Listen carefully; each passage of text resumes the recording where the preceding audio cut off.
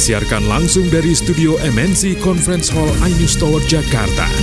Inilah Rakyat Bersuara bersama Aiman Wicaksono.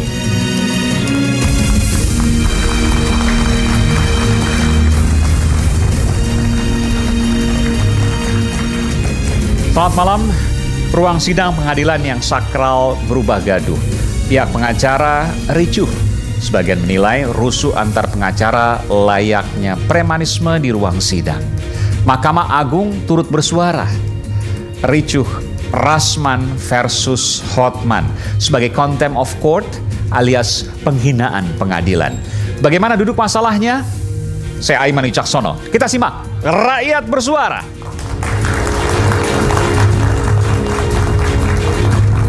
Saya akan undang langsung ke panggung Rakyat Bersuara pengacara yang saya mendapat informasi bahwa yang bersangkutan baru saja dipecat dari Kongres Advokat karena menaiki meja di saat persidangan berlangsung.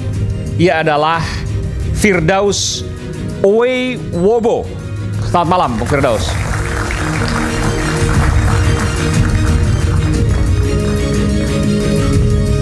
Nanti kita akan bahas ya. Silakan.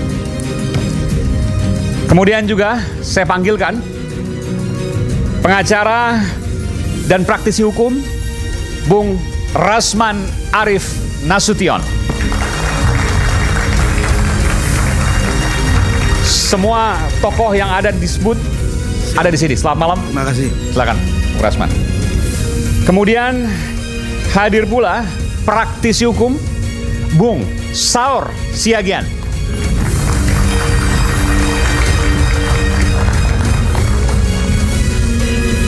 Selamat malam, Bung Saur. Silakan. Saya panggilkan pakar hukum pidana Profesor Suparji Ahmad. Selamat malam, Prof. Sehat selalu, Prof. Silakan. Lalu kemudian saya panggilkan praktisi hukum Lehu Manan. Selamat malam, Bang Lehu. Ya. Dan last but not least, praktisi hukum yang juga pengacara, Bung Hendarsam Marantoko. Selamat malam, Hendarsam. Silakan. Selamat malam, Ayan. Kami mencoba mengundang dari pihak Mahkamah Agung dan juga dari pihak Pengadilan Tinggi, namun sampai hari ini, sampai pada saat ini belum berkesempatan. Dan kita akan mengundang juga, kami juga telah mengundang juga baik pengacara Hotman Paris Hutapea maupun juga dari tim pengacaranya, namun juga sampai saat ini belum bersedia untuk hadir di Rakyat Bersuara. Saya langsung ke Bung Oeiwobo. Bung Oeiwobo ya. Firdaus, saya bilangnya Bung Firdaus saja ya. Anda, kita lihat nih ya, saya mau putarkan lagi videonya nih. Boleh saya minta produser untuk kita putarkan lagi? Pada saat sidang yang ricu itu? Oke.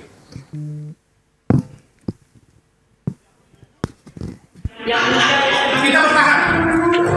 Kita bertahan.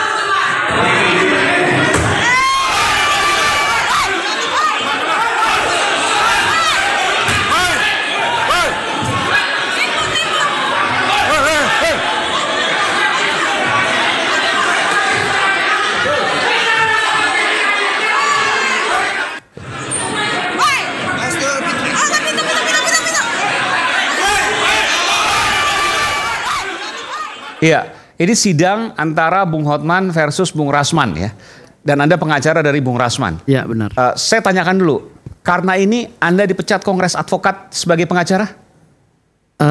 Menurut apa yang saya lihat di media sosial, di televisi, informasinya saya dipecat karena desakan masyarakat. Bukan karena Anda belum dapat suratnya? Kan? Belum ada. Oke. Karena desakan masyarakat. Oke. Apa yang Anda mau sampaikan di situ? Saya nggak bisa menyampaikan terlalu banyak karena biar gimana itu organisasi yang telah membesarkan saya. Saya memberi kode, saya tersenyum. Okay. Tersenyum. Jadi senyum saya ini mempunyai makna. Artinya saya tidak bisa mengupas terlalu dalam kesalahan dan kecacatan administrasi yang dilakukan oleh beliau-beliau yang ada di Kongres Anda Advokat menganggap Indonesia. itu kesalahan administrasi, cacat administrasi? Cacat administrasi. Karena saya tidak pernah dipanggil sebelumnya oleh Dewan Etik Belum pernah diperiksa? untuk disidangkan. Dan selama saya menjadi pengacara, saya tidak pernah melanggar sedikit pun. Kalau Anda melihat bahwa Anda naiki meja itu nggak merasa melanggar? Jadi gini, kita harus melihat permasalahan itu secara komprehensif. Saya selalu bilang secara utuh. Kenapa? Saya naik meja ada sebabnya. Oke. Karena dorongan daripada mental saya yang terguncang saat melihat klien saya dipersekusi. Dipersekusi. Dan versi saya dianiaya.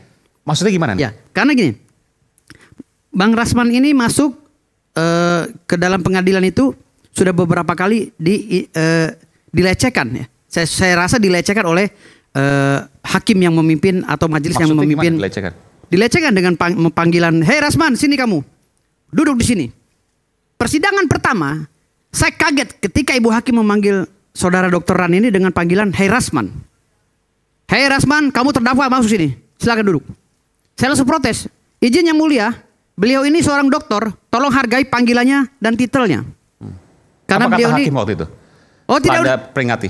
Kalau Anda mengingatkan lah gitu ya? Ya saya mengingatkan. Kalau bilang, "Sudah diam kamu, saya hakim yang mengatur sini."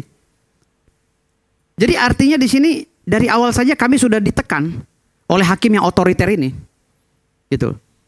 Tetapi saya ditegur oleh Bang Rasman agar tetap bersifat kondusif ya, karena saya dianggap harus menghormati persidangan dan saya diam. Persidangan pertama ya. Persidangan kedua begitu juga. Persidangan ketiga makin parah. Persidangan keempat lebih parah. Makin parah, lebih parah itu maksudnya seperti apa? Karena kami sering melontarkan protes ketika kami bertanya dan mengumpulkan pendapat protes bahwa ini tidak adil, tetapi hakim melontarkan kalimat-kalimat yang memang nadanya tinggi dan tidak layak untuk kami seorang. Misalnya apa? "Diam kamu, ini persidangan hak saya. Diam kamu, diam kalian. Apa kata saya? Diam kalian." Jadi dia tidak menjadi moderator lagi di sini. Ibu Hakim ketua sidang Sofia Tambunan. Oke, kami coba untuk menghubungi pihak Pengadilan Negeri Jakarta Utara, termasuk juga Humas Pengadilan Negeri Jakarta Utara, termasuk juga Humas Pengadilan Tinggi Jakarta, termasuk juga Jubir Mahkamah Agung, tapi seperti yang saya sampaikan tadi, belum berkesempatan untuk kemudian hadir ataupun lewat Zoom. Apa yang ingin Anda sampaikan? Saya ceritakan dulu masalah ini biar nggak sepotong ya. Jadi pada saat persidangan keempat, saya melihat Bang Rasman ini protes karena sidang itu awalnya sudah dibuka, kesepakatan kita di penetapan itu terbuka untuk umum dan pihak wartawan boleh meliput. Tetapi ketika bukti-bukti kami tentang chat-chatan WA, chatan mesum ya, yang diduga mesum yang dilakukan oleh Hotman Paris terhadap Iklim Hakim ingin dibuka di media dan ingin disorot di TV, lalu ini ketakutan. Kayak semacam ada kode dari si Hotman ini, semacam ada kode kepada hakim dan panitera. Kode kepada hakim? Ya semacam ada kode gitu. Nggak tahu saya main-mainnya seperti apa. Akhirnya ini ditutup.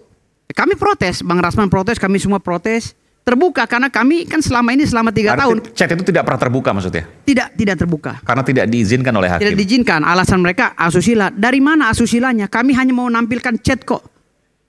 Kalaupun ada foto pun udah kami blur. Foto istilahnya alat-alat yang sensitif dari Iklim Hakim. Kami sudah blur semuanya.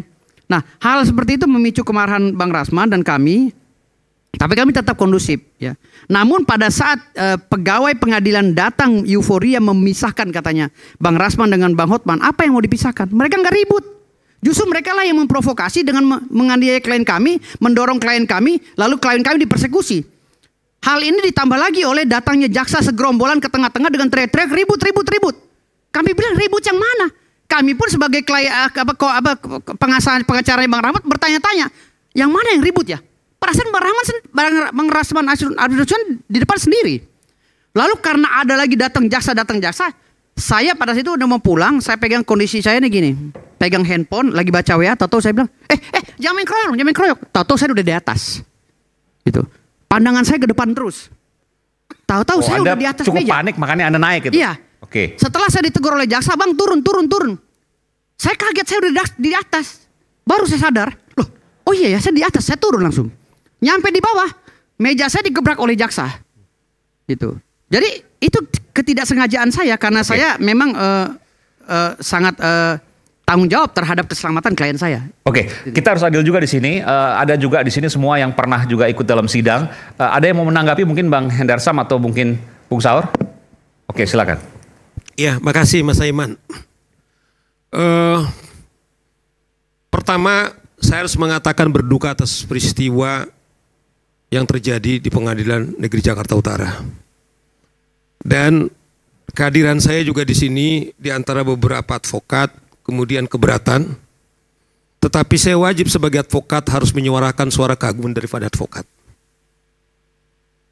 Mas Aiman, kalau kita melihat di pengadilan, itu yang ada hadir di sana ada hakim, ada jaksa, ada advokat, lebih dari itu ada terdakwa, ada pengunjung sidang. Artinya adalah inilah sesungguhnya wajah rusaknya wajah peradilan kita sekarang, apa yang terjadi di Jakarta Utara. Namun kalau kita lihat tadi, misalnya tiba-tiba katakanlah saya prihatin. Spontan, panik, naik ke atas meja. Ya, saya prihatin atas beliau, kemudian naik meja. Siapapun tidak bisa menerima hal tersebut.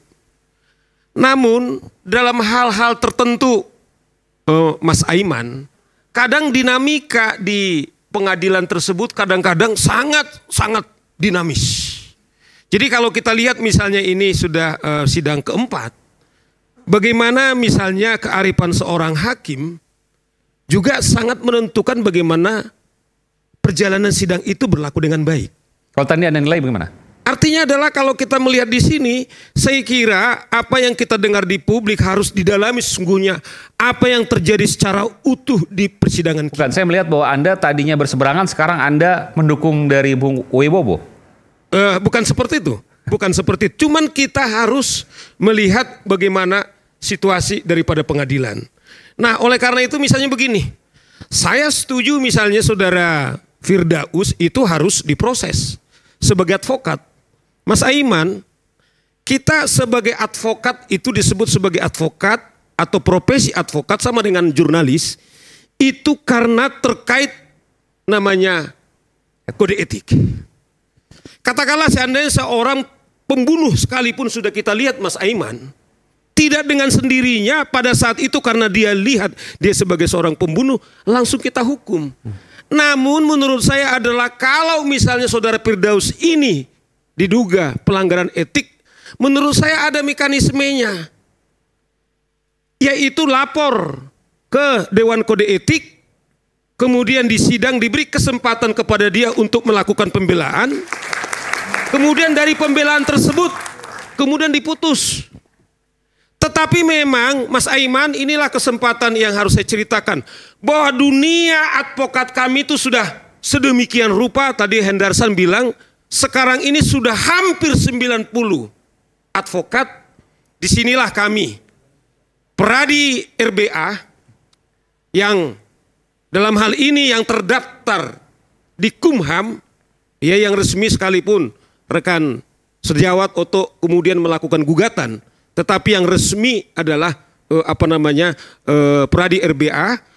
Saya misalnya selalu mengatakan, Mas Aiman, kalau saya melantik seorang advokat, saya mengatakan kalau ada advokat dia sudah belajar 4 atau 5 tahun, kemudian pendidikan advokat masih melakukan suap menyuap, bagi saya selalu saya bilang itu adalah lebih hina. Untuk kasus ini kan sudah dilaporkan, ada dilaporkan ke Bareskrim oleh PN Jakarta Utara, oleh Pengadilan Tinggi Jakarta. Yang dilaporkan adalah 3 pasal tuh, 207, 2717 dan 335 KUHP. Intinya contempt of court, penghinaan pengadilan. Menurut Anda, apa yang dilakukan oleh Bung Rasman, apa yang dilakukan oleh Bung Firdaus, penghinaan pengadilan bukan? Jadi itu kita bilang, karena mekanisme kan ada dua namanya contempt of court. Contempt of court kalau di Inggris itu adalah contempt karena tindakannya pada saat itu berhenti di situ kepada etika. Tapi kalau ala contempt of court of Indonesia adalah peradilan, penghinaan peradilan harus melalui laporan. Inilah yang sekarang dilakukan oleh kalau menurut Anda sendiri Negeri Jakarta Utara. Apa yang terjadi, kan visualnya sudah kita lihat berulang kali. Ya, menurut Anda itu jelas ketika dia katakanlah duduk berdiri di pengadilan, jelas itu sudah menurut saya melanggar wibawa daripada pengadilan. Cuman Mas Aiman harus kita lihat. Pada saat itu kan sidang sudah selesai. Apa namanya proses persidangan? Proses itu sudah selesai. Kemudian dinamika yang sedemikian rupa. Nah oleh karena itu menurut saya apapun alasan daripada Firdaus tidak bisa kita terima. Dia naik itu tentu tidak bisa kita terima. Namun yang jauh lebih dalam juga harus kita dalemin. Nah oleh karena itu menurut saya saatnya sekarang kepada seluruh organisasi advokat. Seperti dia misalnya. Ini juga menyedihkan dalam dunia advokat. Dipecat dia dari organisasi yang lama. Pada malam hari ada organisasi advokat menelepon dia yang saya dengar langsung ketua cabang daripada advokat. Ya itu adalah menurut Firdaus. Ini sudah. Itu apa? Apa nama lembaganya apa? Kongres Advokat. Pakai. Iya. Kongres Advokat Indonesia. Jadi Anda dipecat oleh Kongres Advokat. Iya. Dan kemudian diterima oleh Kongres Advokat Indonesia. Iya, saya dipecat oleh DPP, DPP, tanpa ada proses kode etik. Oke. Lalu saya telepon jam 11 malam, dipecatnya jam 9 malam. Oke. Hari Minggu, pas Ya. liburan. Jadi hari libur. Oke. Jadi saya tanya sama ketua provinsi, "Bang, kenapa saya dipecat?" Pecat. Beliau bilang, Dorongan masyarakat. Ya, karena Oke. dorongan masyarakat. Terus tadi Anda ditelepon lagi untuk dijadikan ketua. Maksudnya gimana? Saya ditelepon oleh beberapa ketua umum organisasi. Yang sama. Organisasi yang baru. Namanya? Namanya ada Pradi WPI, ada Pradi Perjuangan, Oke, ada Pradi A, Pradi B, dan termasuk Kongres Advokat yang baru juga yang lain menelpon saya, "Adinda masuk sini aja, segera," kata Bahkan dia. dijadikan ketua di sana? Ya saya dijadikan, dan alhamdulillah saya terima satu. Saya jadi ketua Provinsi Banten, jadi ketua Pradi WPI. Pradi WPI namanya? Pradi WPI ya. Oke. Artinya adalah bahwa kalau dia dituduh sebagai contempt of court, tapi ada organisasi advokat pada detik yang sama, kemudian menerima bahkan mempromosikan. Kamu dulu ketua nggak? Artinya apa Bang? Artinya adalah begitulah rusaknya sekarang organisasi advokat kita. Oleh karena itu menurut saya melalui suara bersuara, rakyat bersuara ini, saatnya semua advokat kita sudah menggagas. Kita kemarin sudah bertemu supaya terbentuk yaitu Dewan Kode Etik. Kalau ada seperti Firdaus misalnya, dia merasa katakanlah tidak adil. Kemudian dia lari ditampung di sana, nggak ada artinya juga. Tetapi dengan ada satu Dewan Kode Etik, siapapun yang melakukan pelanggaran tidak bisa dia lagi beracara. Jadi Anda merasa bahwa Kongres Advokat itu memecat Bung Firdaus tidak pada tempatnya karena tidak melakukan proses pemeriksaan dan sebagainya. Kode etiknya. Akhirnya kemudian masuk lembaga yang lain. Iya. Pradi WPI untuk kemudian menjadikannya ketua, itu sah-sah saja. Ya menurut saya kalau kita dan setuju itu ada contempt of court, ada organisasi advokat yang melindungi contempt of court. Salah satu potret dari buramnya atau mungkin hancurnya dunia hukum kita. Ya dunia hukum kita. Kita kembali saat lagi, isu hangat kadang bikin menat, apalagi kalau kita tidak bisa mencerna dengan cermat. Jangan lupa secangkir kopi hangat yang nikmat untuk menemani kebersamaan dalam program Rakyat Bersuara bersama saya Aiman Wicaksono. Akan sudah kembali.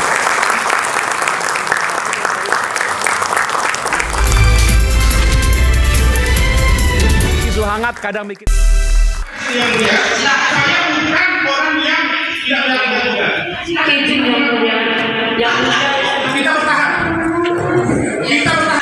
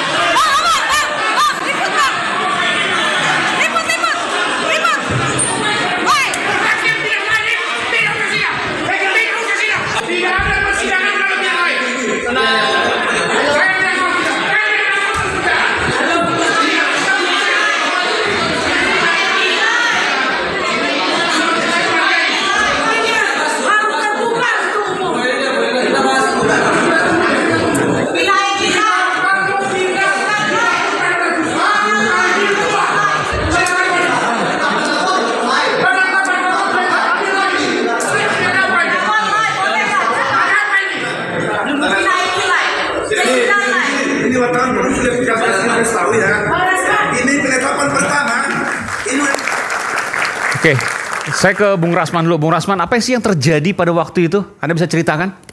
Baik, terima kasih. Bismillahirrahmanirrahim. Selamat malam. Saya dan keluarga besar serta tim hukum mengucapkan terima kasih atas diangkatnya topik oleh iNews dan Terima kasih juga hadir, TV Bung Rasman. malam ini, ada juga di TV yang lain. Hormat saya, Bang Saur, praktisi hukum, rekan saya, Mandarsam dan teman-teman. Saya sampaikan, pertama, saya adalah orang yang sangat mengingat setiap apa yang disampaikan oleh penegak hukum, pejabat, ketua umum organisasi advokat, dan orang-orang yang saya anggap patut menjadi uswah wa hasanah, contoh tauladan. Di antaranya saya mengutip dari pesan dari almarhum Dr. Baharudin Lopa, mantan Jaksa Agung Republik Indonesia dan mantan Menteri Kehakiman. Beliau mengatakan, banyak orang yang salah jalan, tapi mereka bersenang-senang karena memang mereka bersama orang-orang yang salah. Tapi beranilah berkata benar, masih engkau sendirian. Karena itu saya ingin katakan bahwa kasus yang dilaporkan terhadap saya adalah sangat-sangat sederhana. Laporan Hotman Paris Hutapea terhadap saya adalah dugaan pelanggaran Undang-Undang Transaksi Informasi Elektronik. Pasal 27 ayat 3, 45 ayat 3, Junto 310, 311, Junto 55 ayat 1 ke 1. Di situ jelas tentang pencemaran nama baik. Pasal yang satu ini baru sampai pada penetapan tersangka terhadap saya dibutuhkan waktu 1 tahun lebih. Bayangin, 1 tahun lebih.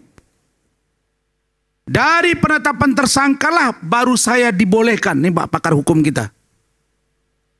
Saya telepon, namanya AKBP Dodi Hariansah, kanitnya.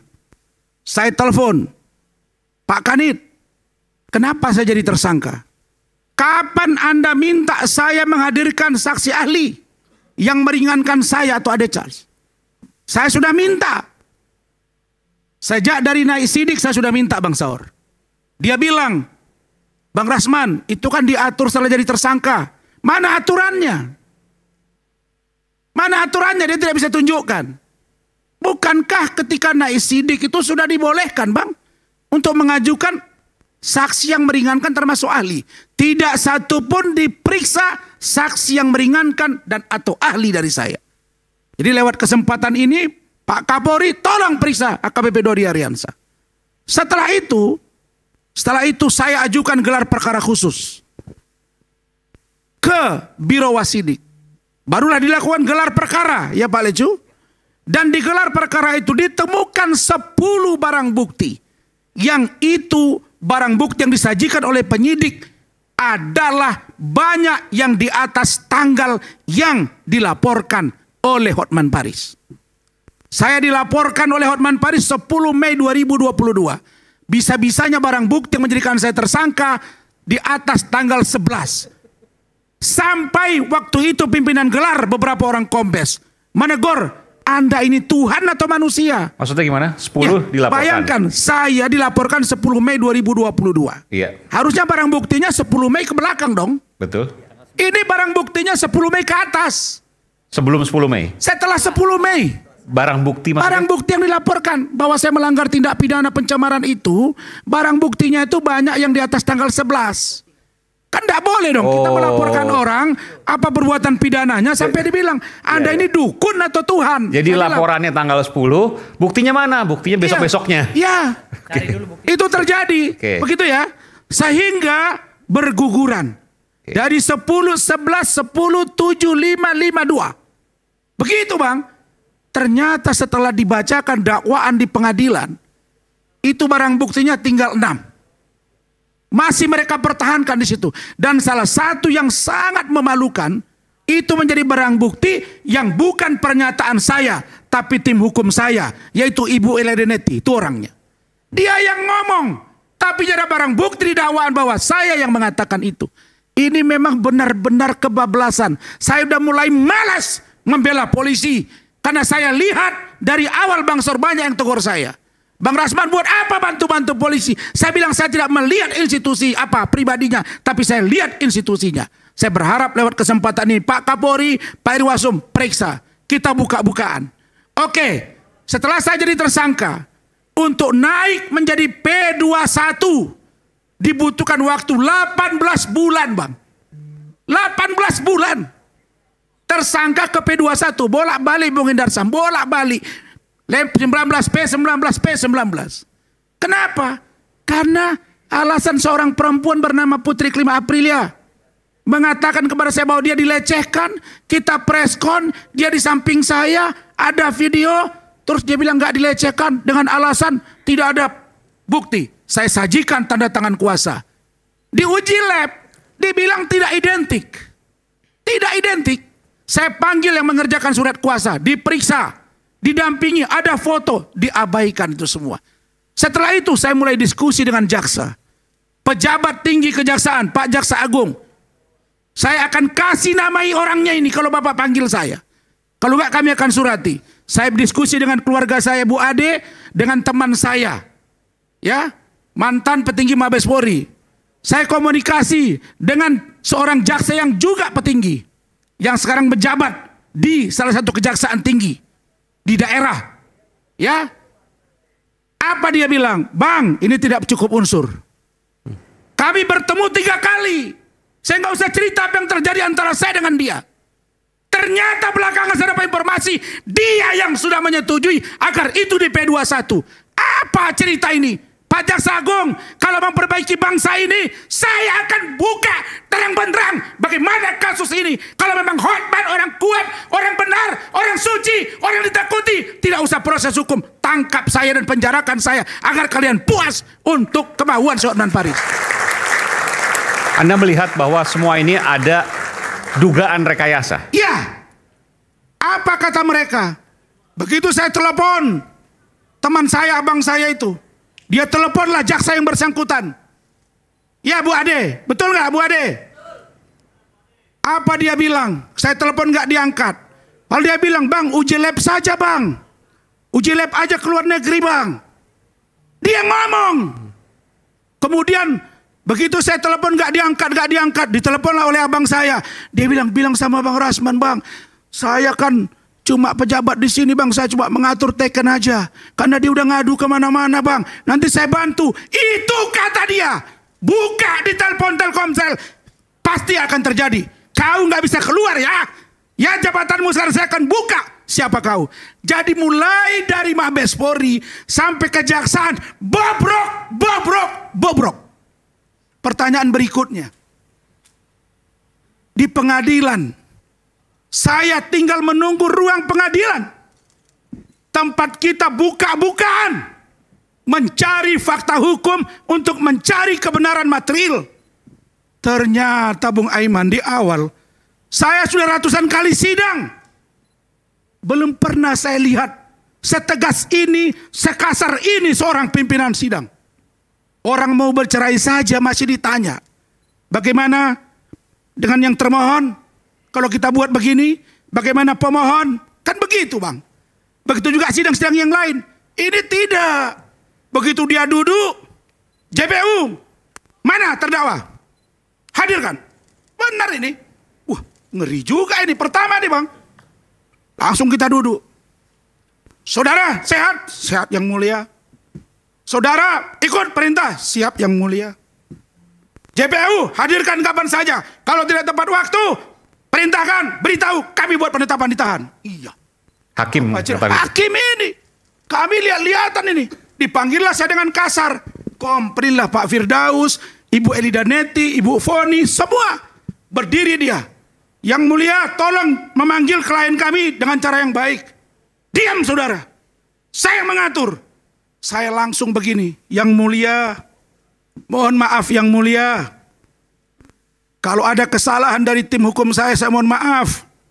Saya akan peringati mereka. Benar tidak? Ya Bu Ida. Dan saya bilang, saya sudah ingatkan seluruh tim hukum saya. Jangan benturan dengan majelis hakim. Jangan benturan dengan JPU. Bukan saya takut dengan hukuman ini. Tapi saya membuat bagaimana persidangan dengan baik. Sampai Bung Firdaus, Bu Ida, Bu Foni itu mau mundur dari kuasa hukum Bang Saur, Bung Indarsa.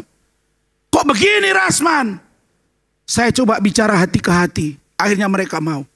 Sidang pertama, kedua, ketiga disepakati live dan terbuka untuk umum.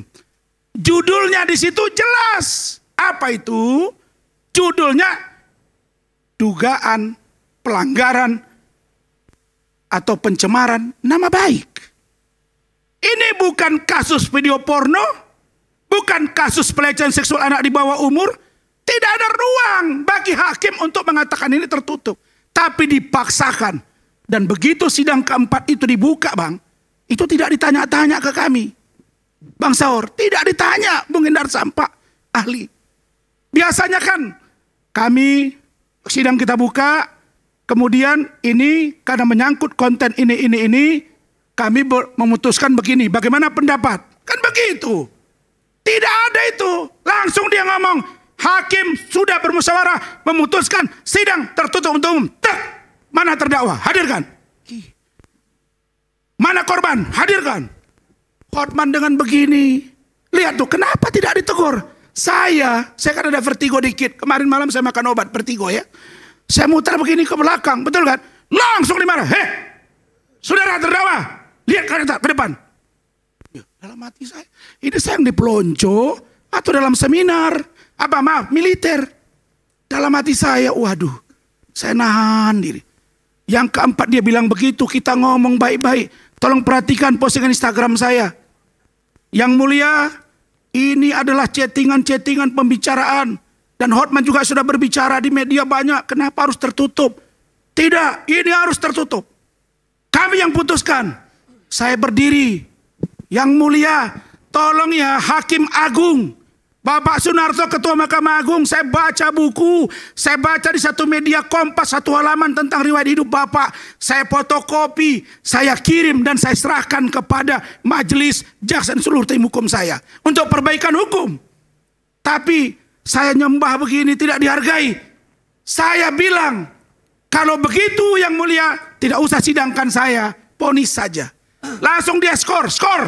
Oh, Anda berkatakan itu? Iya, semua benar tuh. Karena Anda merasa waktu itu Anda tidak percaya. Sudah gak perlu lagi. Saya berdiri, kita bertahan ya. Bertahan untuk tidak ribut. Tertib di kursi. Dia pergi. Dan ini prosesnya kan masih jalan. Sidangnya sudah selesai. Sudah diskor. Dia sudah meninggalkan kursi. Anggota sudah meninggalkan, anggota majelis sudah meninggalkan kursi. Bukan, sidang ini kan masih belum vonis kan? Belum, masuk awal. Tapi Anda mengatakan seperti ini, Anda nggak takut sama sekali. Ya. Karena hakim bisa memutuskan apapun. Saya berpikir, kalau hakim sudah barbar, tidak usah lagi di sidang-sidang, hukum aja.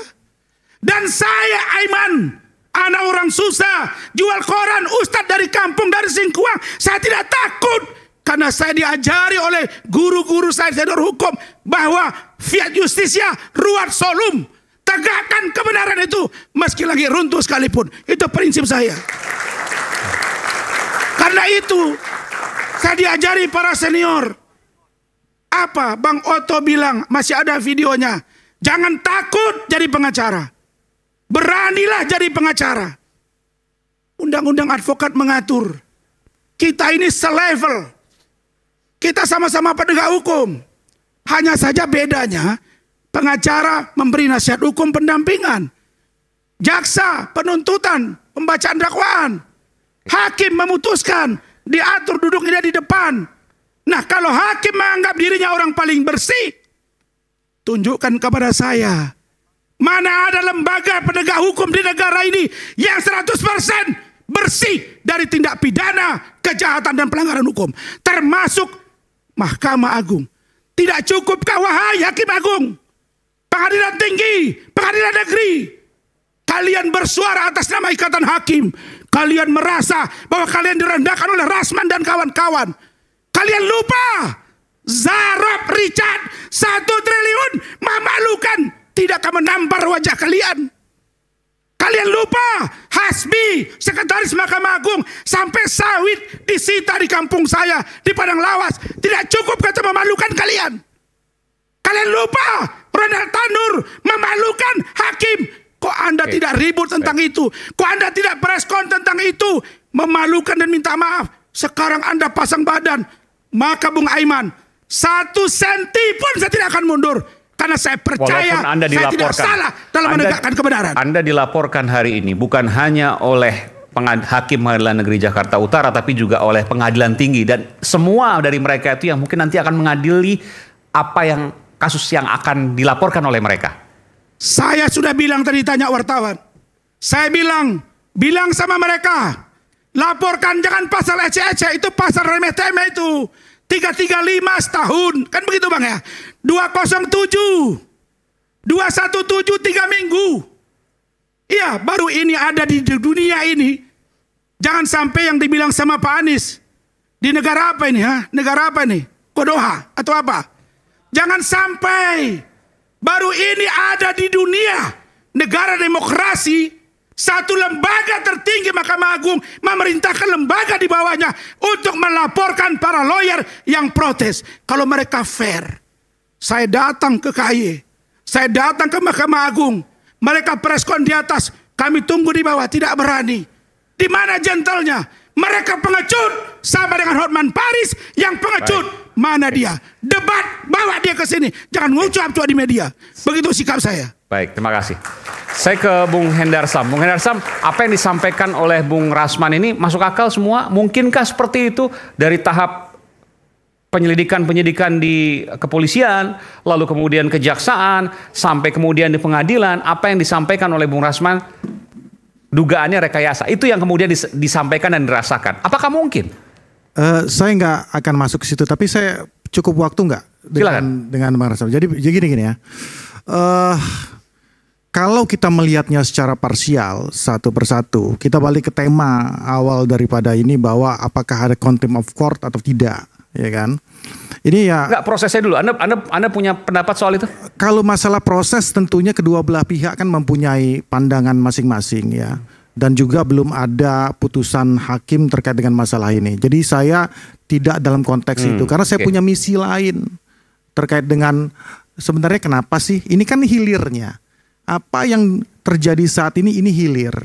Jadi kalau saya balik ke sejarah kenapa ini bisa terjadi. Kawan-kawan ini dan yang lain-lain ini kan ini objek dari hancurnya organisasi advokat kita. Kalau kita mau lihat. Jadi kasih saya waktu, ini misi dan keresahan saya ini, saya sudah buat tulisan itu di tahun 2022. Termasuk juga akhirnya merembet ke yang lain, menegak hukum yang lain. Betul, enggak ke situ. Jadi saya sudah buat tulisan, ya kan, profesi advokat di ambang kehancuran. Itu 2022 dan keresahan saya itu sudah di tahun 2020 itu sudah ada sebenarnya. Gejala-gejala itu. Saya enggak menunjuk ke 1, 2 dan lain. Karena banyak sekali yang terjadi. Jadi yang melihatnya gini ya. Mohon dikasih waktu agak sedikit panjang juga ya.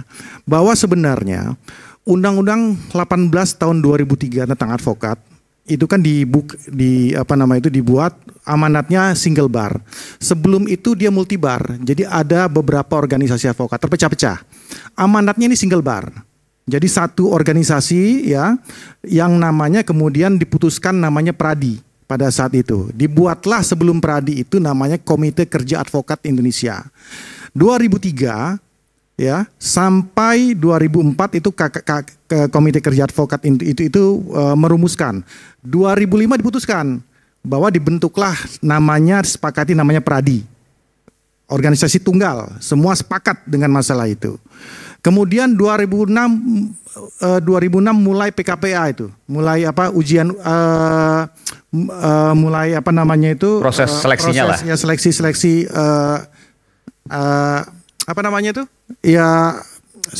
training segala macam ya. Jadi saya lupa ya. Nah, kemudian 2007 itu tes. 2006 sorry. Oke, ya prosesnya itulah.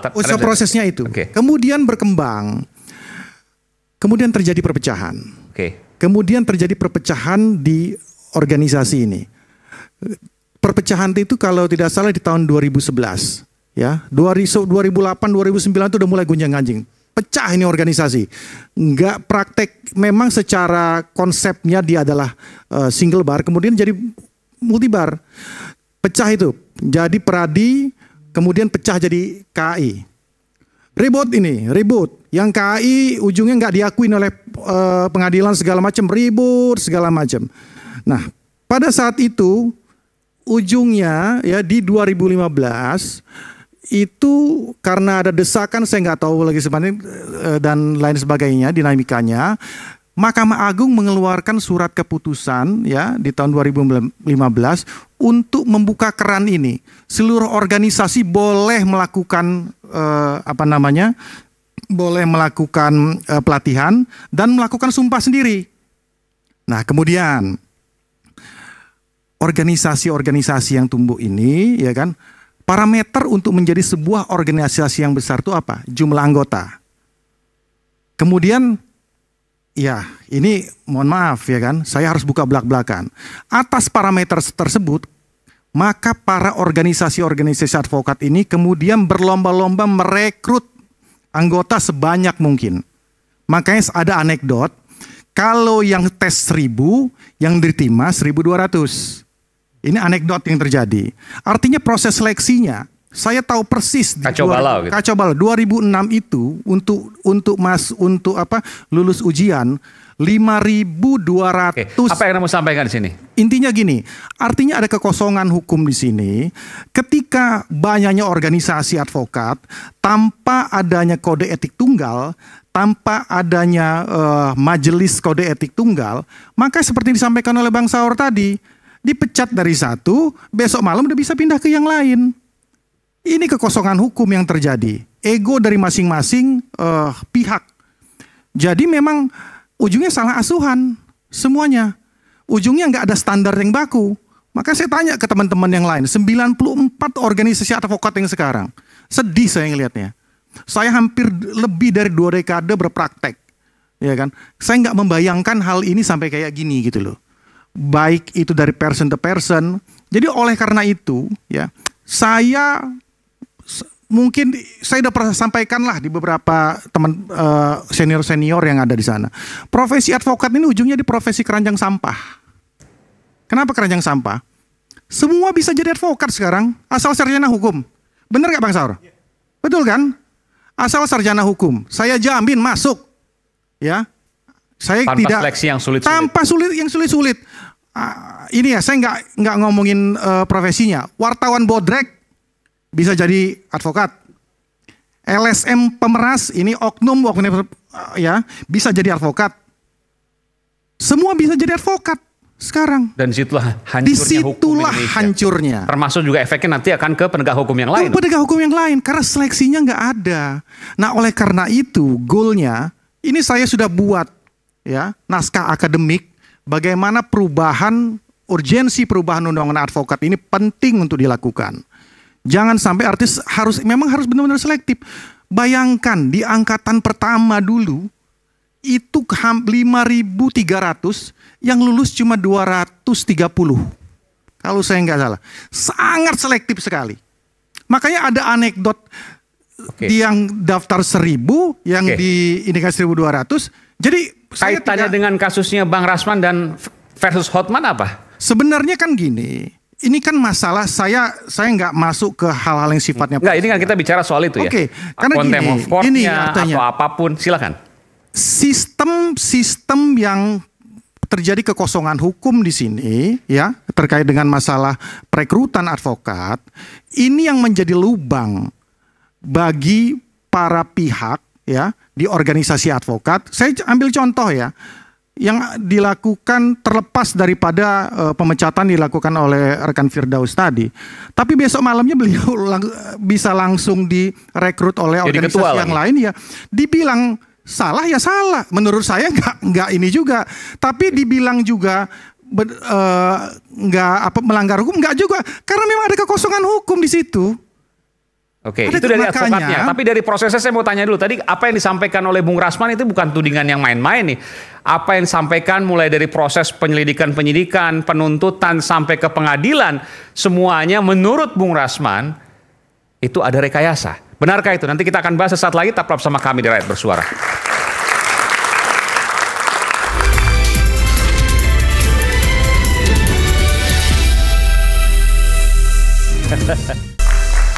Ya, saya mau ke Bung Lehu, tapi sebelum ke Bung Lehu, saya mau mengingatkan dulu Bung Rasman. Bung Rasman, apa yang Anda sampaikan tadi itu bukan tudingan main-main loh. Tudingan dari proses penyidikan-penyidikan di kepolisian, lalu kemudian penuntutan di kejaksaan, sampai di pengadilan ke hakim-hakim ya yang ada di sana.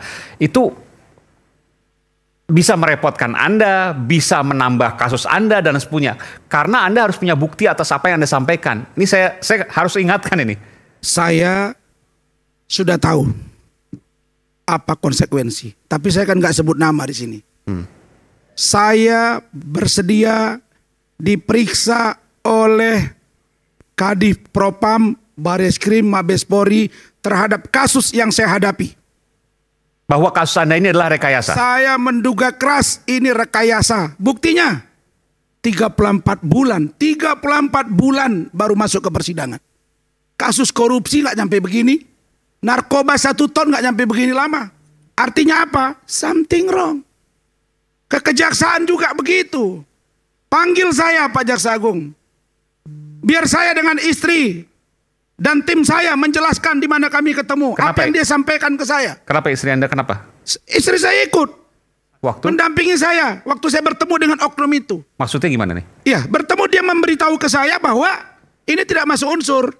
Ketika saya ngadu cek lab, ini loh fotonya bang, tanda tangan ada tapi dibilang tidak identik, bayangin itu. Lalu kemudian kita ngobrol 3 kali. Tidak masuk di satu unsur tempat. pidana. Dia bilang tidak masuk unsur ini Bang Rasman. Tapi saya tidak berada di posisi itu. Jadi abang maju terus. Bila perlu ajukan cek lab. Supaya kemana bang? Ke Singapura. Cek lab apa nih maksudnya? Cek lab internasional karena tanda tangan dibilang tidak identik. Padahal ada foto. Belakangan kami tahu dia ada di posisi itu bos. Dia yang dorong. Setelah itu saya ngadu ke teman saya yang mantan pejabat tinggi Polri. Diteleponlah dia. Bilang sama Rasman jangan ditelepon saya. Saya kan bang cuma lalu lintas komunikasi. Karena si Hotman teriak-teriak. Panggil saya. Biar saya jelasin. Nah ini maksudnya apa lagi? Kasus ini naik karena pelapornya Bang Hotman waktu itu teriak-teriak. Katanya begitu. Kemarin juga. Saya boleh tanya ke istri iya, Bang? setelah itu di Pengadilan Jakarta Utara kami bersidang. Panggil saya. Pak Ketua Mahkamah Agung. Biar saya jelaskan bahwa ada oknum pejabat di kantor Anda itu yang juga bermasalah. Saya gak mau buka, saya masih sayang sama kalian. Saya siap dipanggil Kapolri, Jaksa Agung, Mahkamah Agung. Biar kami benahi, itu tandanya saya cinta. Saya tidak memfitnah di depan orang dengan menyebut nama, walaupun data saya punya. Silakan Bu Ade jelaskan. Silakan. Baik. Saya di sini selalu mendampingi Bang Rasman ya, baik itu. Ini istri dari Bung Rasman ya, oke. Baik itu penerimaan klien, pendampingan, dan boleh ditanya semua klien Bang Rasman pasti kenal dengan saya gitu. Nah, karena kita sudah Bang Rasman udah saking bingung ya, kenapa ini di kasus di Mabes Polri ini kok sebegininya bukti tidak diberikan. Saya tuh sangat paling tahu proses si Iklim Hakim datang minta kuasa hukum ke Bang Rasman. Sampai detik ini saya tuh tahu bagaimana Iklim Hakim datang menangis, mentalnya hancur pada saat itu kan. Saya ada di situ gitu. Anda mendengar sendiri waktu itu? Mendengar sendiri. Bahkan dia mengirim foto percobaan bunuh diri gitu loh. Saya udah nggak sanggup katanya. Bahkan kita menguatkan kan bahwa dia itu dilecehkan sama si HPH. Dan itu saya juga ikut menemani si Iklim Hakim ini ke Kementerian PPA. Di situ dia menangis, mengadu semuanya di situ. Nah itu ada rekamannya bang. Makanya kami bingung, Bang Rasman bingung. Ini ada apa dah? Makanya kita diminta ibaratnya gini, minta advice lah ke si jaksa ini. Pada waktu itu si jaksa ini tidak menjabat di posisi yang sekarang. Dah begitu kan berkas Bang Rasman kan bolak-balik P19 dibalik ada 3 kali kalau nggak salah Pak Leco ya. Nah kami ingin setelah itu kan mau minta SP3, minta gelar perkara. Kita datangilah kan untuk minta proses gelar perkara SP3. Kemudian dicek ternyata udah P21 dan kita cek kita shock. saya Bang Rasman itu sangat shock gitu loh. Saya di situ apa ya, pengen nangis bagaimana kok seperti ini orang yang ini kita ketemu gitu loh. Dia mengatakan ke kita, saya bertanya, saya bukan buta hukum gitu, walaupun saya sering mendampingi Bang Rasman, tapi tetap sama banyak yang nggak mengerti. Pak ini benar, Pak. Oh ini benar, ini enggak, Bang. Ini enggak masuk unsurnya karena kita serahkan semuanya kan, Bang. Bukti-bukti ini segala macam. Tapi yang membuat Bang Rasman tersangka itu adalah tanda tangan tersebut si Iklim Hakim ini tidak identik katanya. Malah kita disarankan coba ke lab lain minta tanda tangannya itu kembali di Mabes, kan disita, Bang. Di Mabes kemudian coba cek itu ke luar negeri, karena luar negeri kan bisa tidak memihak, kan seperti itu. Sampai sebegitunya kami di advice lah sama beliau gitu kan. Makanya shock gitu loh. Jadi asumsi saya seperti ini. Kan karena si Hotman ya, sepertinya dia sering membranding dirinya itu, memposting Pak Presiden Prabowo bahwa Pak Presiden Prabowo ini adalah teman dekatnya, kliennya, seolah-olah terus Pak Hasim juga dia pernah memposting, saya lihat ya. Kayaknya tapi setelah itu dihapus sama dia sepertinya. Dia bersama Pak Hasim itu kalau nggak salah di dalam mobil, semobil sama si HPH. Maksudnya kan? apa? Kaitannya apa dengan? Ya saya asumsi gini, apakah karena dia dekat dengan Pak Prabowo, Pak Presiden kita? Tapi saya yakin nggak mungkin kan Pak Presiden kita mengurusi hal remeh-temeh seperti ini. Ini ibaratnya kata Pak Firdaus, perkara sawah sepetak yang digarap oleh antara dua manusia yang bersitter, yang kayak mana ya, kayaknya tidak deal gitu di awalnya itu. Mungkin saya menanggapnya seperti itu ya. Setelah itu di belakangan mereka malah mengaku pacaran. Itulah saya bingungkan. Kalau memang mereka telah mengaku pacaran, aturan kan udah selesai, Bang gitu. Iklima ini dengan HPH tadi. HPH kan mereka mengakui, dan itu semua perjalanan baik. Tapi intinya begini, bahwa Anda melihat bahwa ini ada hal yang janggal di sini. Ada janggal. Proses hukumnya janggal. Janggal sekali karena emang kan dibilangnya Iklim Hakim mengakui tidak menandatangani kuasa tersebut, katanya seperti itu. Nah saya baca BAP, tapi ada di situ Iklim mengakui ada tanda tangan, tapi dia tidak tahu katanya. Oke, dari ini proses selanjut. Saya ke Bung Lehu dulu. Bung Lehu, apa yang disampaikan tadi oleh Bung Rasman, Anda punya bukti-buktinya? Kebetulan memang yang disampaikan sama Bang Rasman itu semuanya benar. Semuanya benar. Karena saya dampingin Bang Rasman dari pertama proses di kepolisian, kemudian proses lagi di kejaksaan sampai ke pengadilan. Artinya memang ada proses-proses yang kita lihat memang secara kasat mata kita itu dilewatkan. Contoh satu yang paling saya kecewa itu adalah bahwa Bang Rasman menerima kuasa, bahwa Iklima benar menaikkan kuasa itu di hotel apa Bang Rasman? Di Grand Hyatt. Ada peristiwanya. Tidak diakui oleh Iklima kan? Tidak diakui oleh Iklima, kemudian dicek lab. Kemudian bahasa keterangan dari cek lab itu adalah tidak identik. Jadi seolah-olah Bang Rasman memalsukan kuasanya. Nah itu kan sudah jelas. Itu dugaan saya pasti dimainkan itu. Dugaan saya. Padahal preskon itu juga ikut sama Bang Rasman. Iya. Kemudian di Kementerian PPA lagi kan Bang Rasman kan. Di Kementerian PPA juga dia mengakui dia dilecehkan.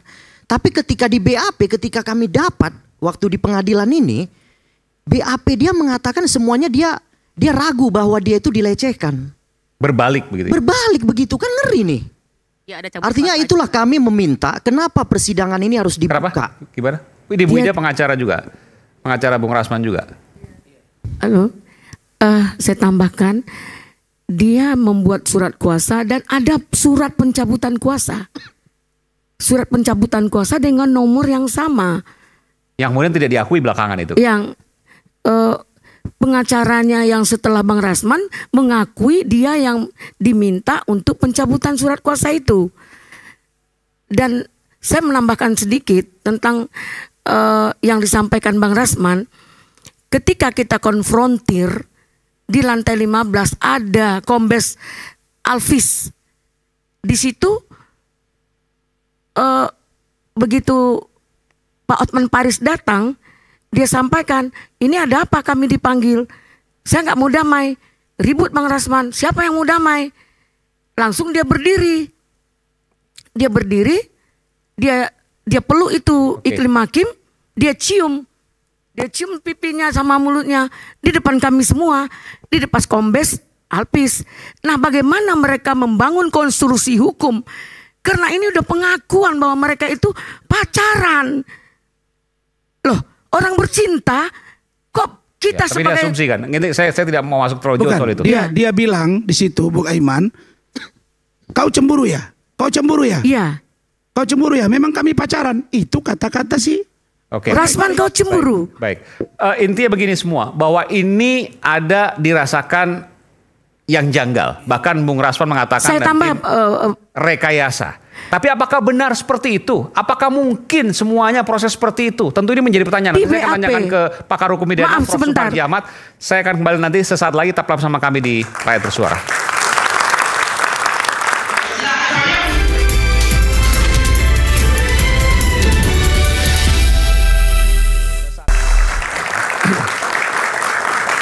Tadi apa yang disampaikan oleh Bung Rasman, Bung Lehu, dan kemudian beberapa pengacara lain juga kemudian melihat bahwa ada dugaan rekayasa. Tapi ini luar biasa kalau memang disampaikan benar ya. Dari tingkat penyidikan, penuntutan, sampai pengadilan. Apakah mungkin, Prof. Suparji? Ya, saya menikmati perdebatan ini tadi ya. Dan ini pelajaran yang menarik bagi seorang akademisi untuk lebih perhatikan ya dunia pendidikan.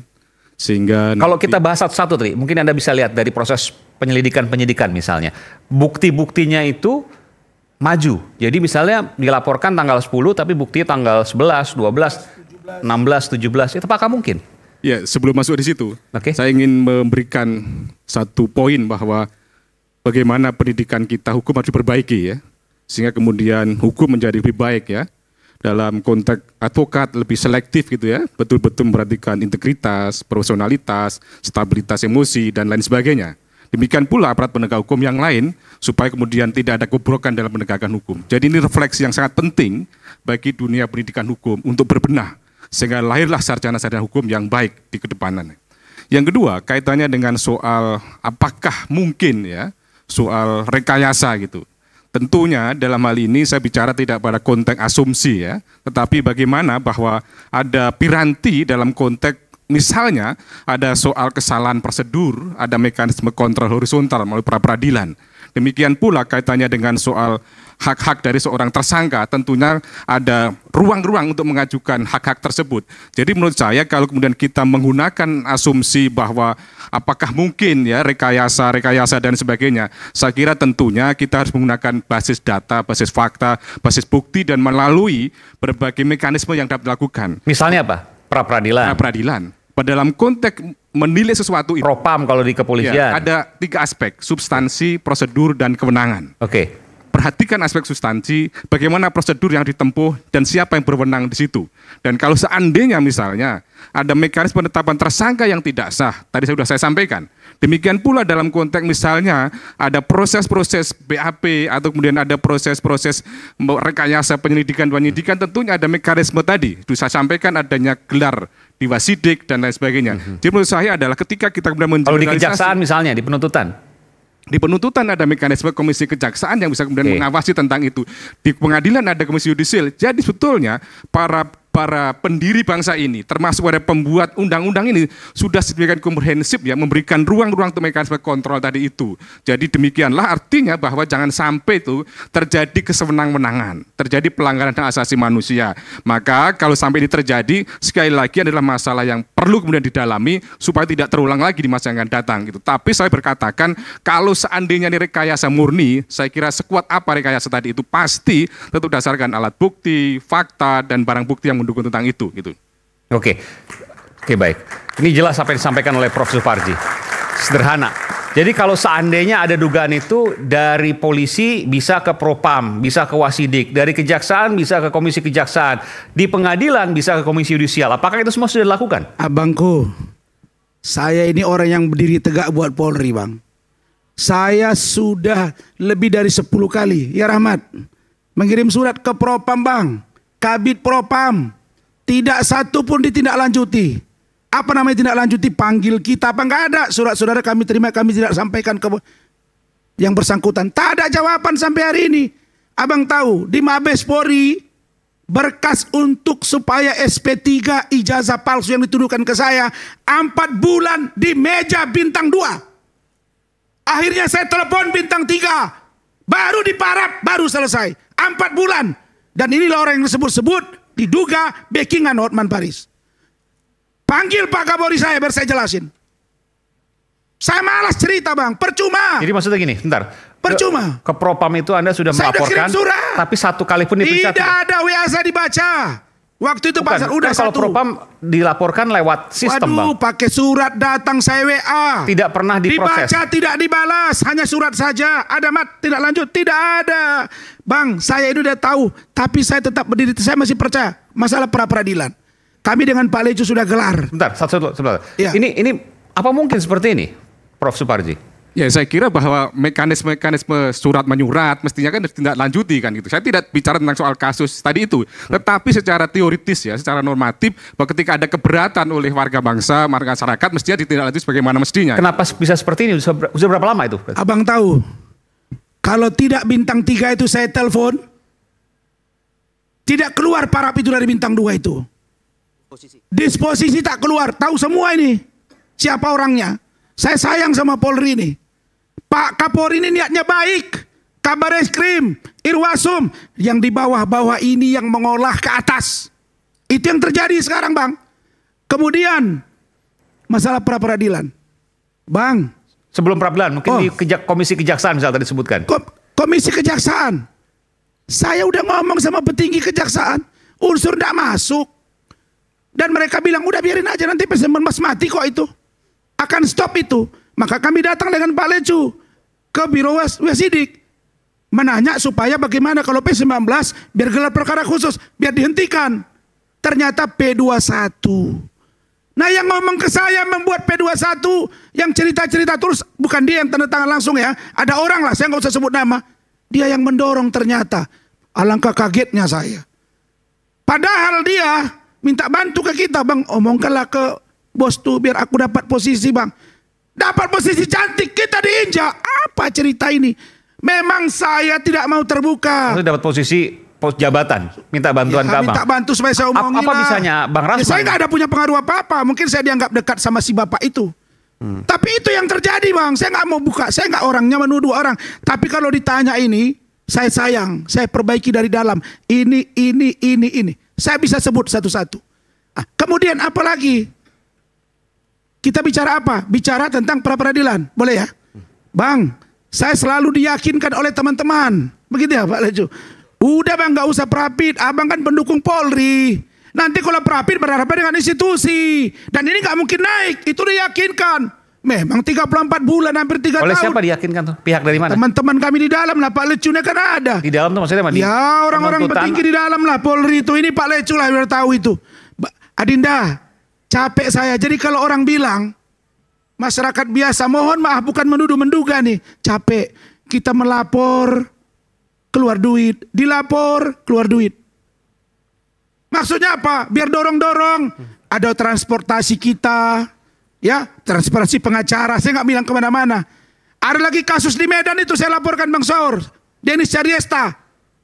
Jelas dia memfitnah, menghujat, mengirim papan bunga, Instagram tersangka. Perintah Dirkrimsus bawa paksa, tahu-tahu nggak bawa paksa, malah ada cerita yang berkembang. Sekarang nggak jelas kasusnya. Beginikah potret penegakan hukum? Saya malu, tapi malam ini karena menimpa saya. Kenapa saya ngotot? Kalau saya yang keras begini pun tidak tegak hukum, bagaimana dengan masyarakat biasa yang tidak punya apa-apa?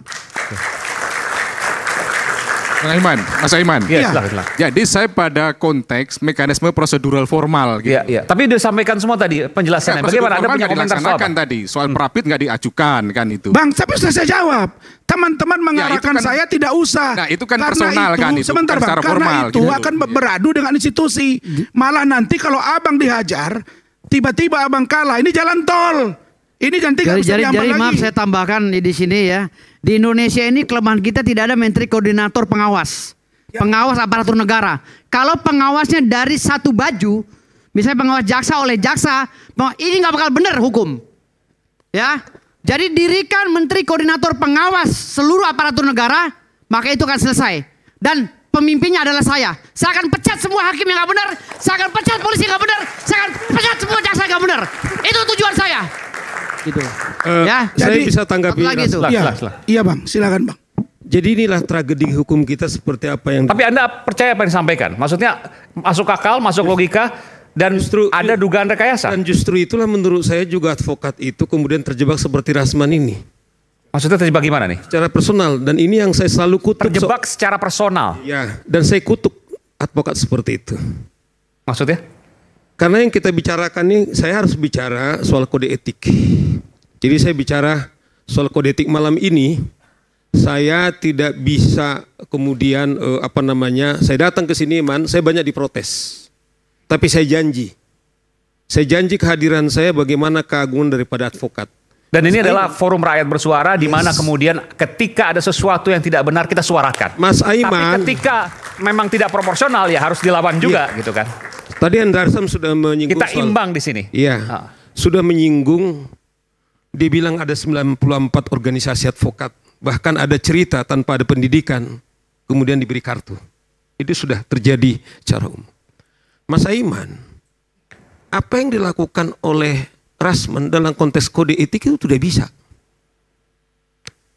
Artinya tidak ada urusan personal dalam konteks menjalankan seorang advokat. Tapi kami disumpah, demi Allah saya bersumpah. Kemudian menukar hukum dan keadilan. Saya tidak tahu kenapa pertimbangan Rasman seperti itu. Saya misalnya tidak melakukan peradilan misalnya. Tidak melakukan peradilan, mengutuk bahkan mengejar. Saya waktu terus terang waktu kasus Sambo, saya nggak ada hubungan dengan Sambo.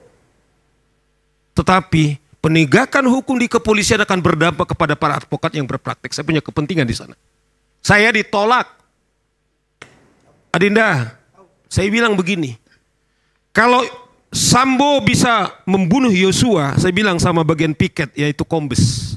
Siapa bisa menjamin kalau nyawamu tidak hilang tapi karirmu hilang? Nah seperti dibilang Rasman tuh, saya telepon bintang 3. Coba bayangkan, institusi polisi ini kemudian sudah larut atau dijual kepada pribadi-pribadi. Inilah menurut saya sudah kerusakan. Rasman udah nggak percaya kepada aturannya, tetapi dia sudah kepada personal. Oleh karena itu nggak jalan bang. Ya, saya mau ngomong apa lagi dulu saya mau. Oleh karena itu tidak ada juga seperti dibilang Hendarsam pemaaf bagi kita. Saya terus terang pernah klien saya dikerjai oleh polisi. Sekarang dia Kapolda, tapi saya nggak sebut nama. Mereka ini sudah berdamai. Saya bilang saya pelajari dari utang sekian, kemudian ada notaris. Saya bilang demi hukum kamu tidak bisa memeriksa klien saya bilang. Ya toh? Kemudian setelah itu saya laporkan kepada Propam. Mas Rasman, saya tahu ini berat, tetapi tidak karena tragedi hukum yang rusak ini, kemudian itu alasan pemaaf, kemudian advokat juga kemudian kompromi. Oleh karena itu Rasman, saya nggak tahu karena dia membela, saya setuju dengan dibilang oleh Prof. Suparji. Sepahit apapun pengadilan kita, tidak kemudian itu legitimasi kepada para advokat, kemudian untuk berjuang seperti dibilang. Saya habis, kemudian memberikan uang dan lain-lain. Di kode etik advokat, jangankan memberikan uang, ya Mas Aiman. Jangankan memberikan uang, memberi jaminan pun kepada kliennya untuk memenangkan perkara, Mas Aiman tidak bisa. Oleh karena itu kalau ada advokat kemudian, itu yang saya selalu bilang, saya mau menunjukkan keagungan kode etik advokat adalah tidak diizinkan seorang advokat untuk memberikan apapun untuk orang pendukung. Pada saat yang sama, dia harus ditangkap. Andaikan pun Firdaus, katakanlah hukum positif tidak pernah menangkap dia, tapi ada hukuman yang esensial dan nuraninya, tidak pernah akan bisa lupa. Itu sebabnya Aiman saya selalu mengatakan, oi kawan-kawan advokat, saya pernah misalnya mendengarkan satu dalam talkshow, saya tidak boleh seorang advokat Hendarsam menilai kawannya, tapi saya tidak punya nama. Dia bilang begini, saya dalam menentukan fee, saya tentukan 10 M misalnya. Padahal fee saya cuma 2 M. Yang 8 M itu katanya untuk lobby. Mas Aiman, lobby apa? Nah, saya tidak tahu lobby apa. Dipakailah kata lobby ini Mas Aiman, dibuatlah ini yang sebenarnya suap menyuap kemudian diganti jadi lobby. Dan itulah kemudian hancurnya hukum di negeri kita. Apakah ini akan terus berlangsung? Ketika ini nanti sampaikan apa yang disampaikan oleh Bung Rasman adalah sebuah kebenaran, maka mengerikan sekali kasus hukum di Indonesia. Kita akan segera kembali saat lagi, tetap bersama kami di Rakyat Bersuara.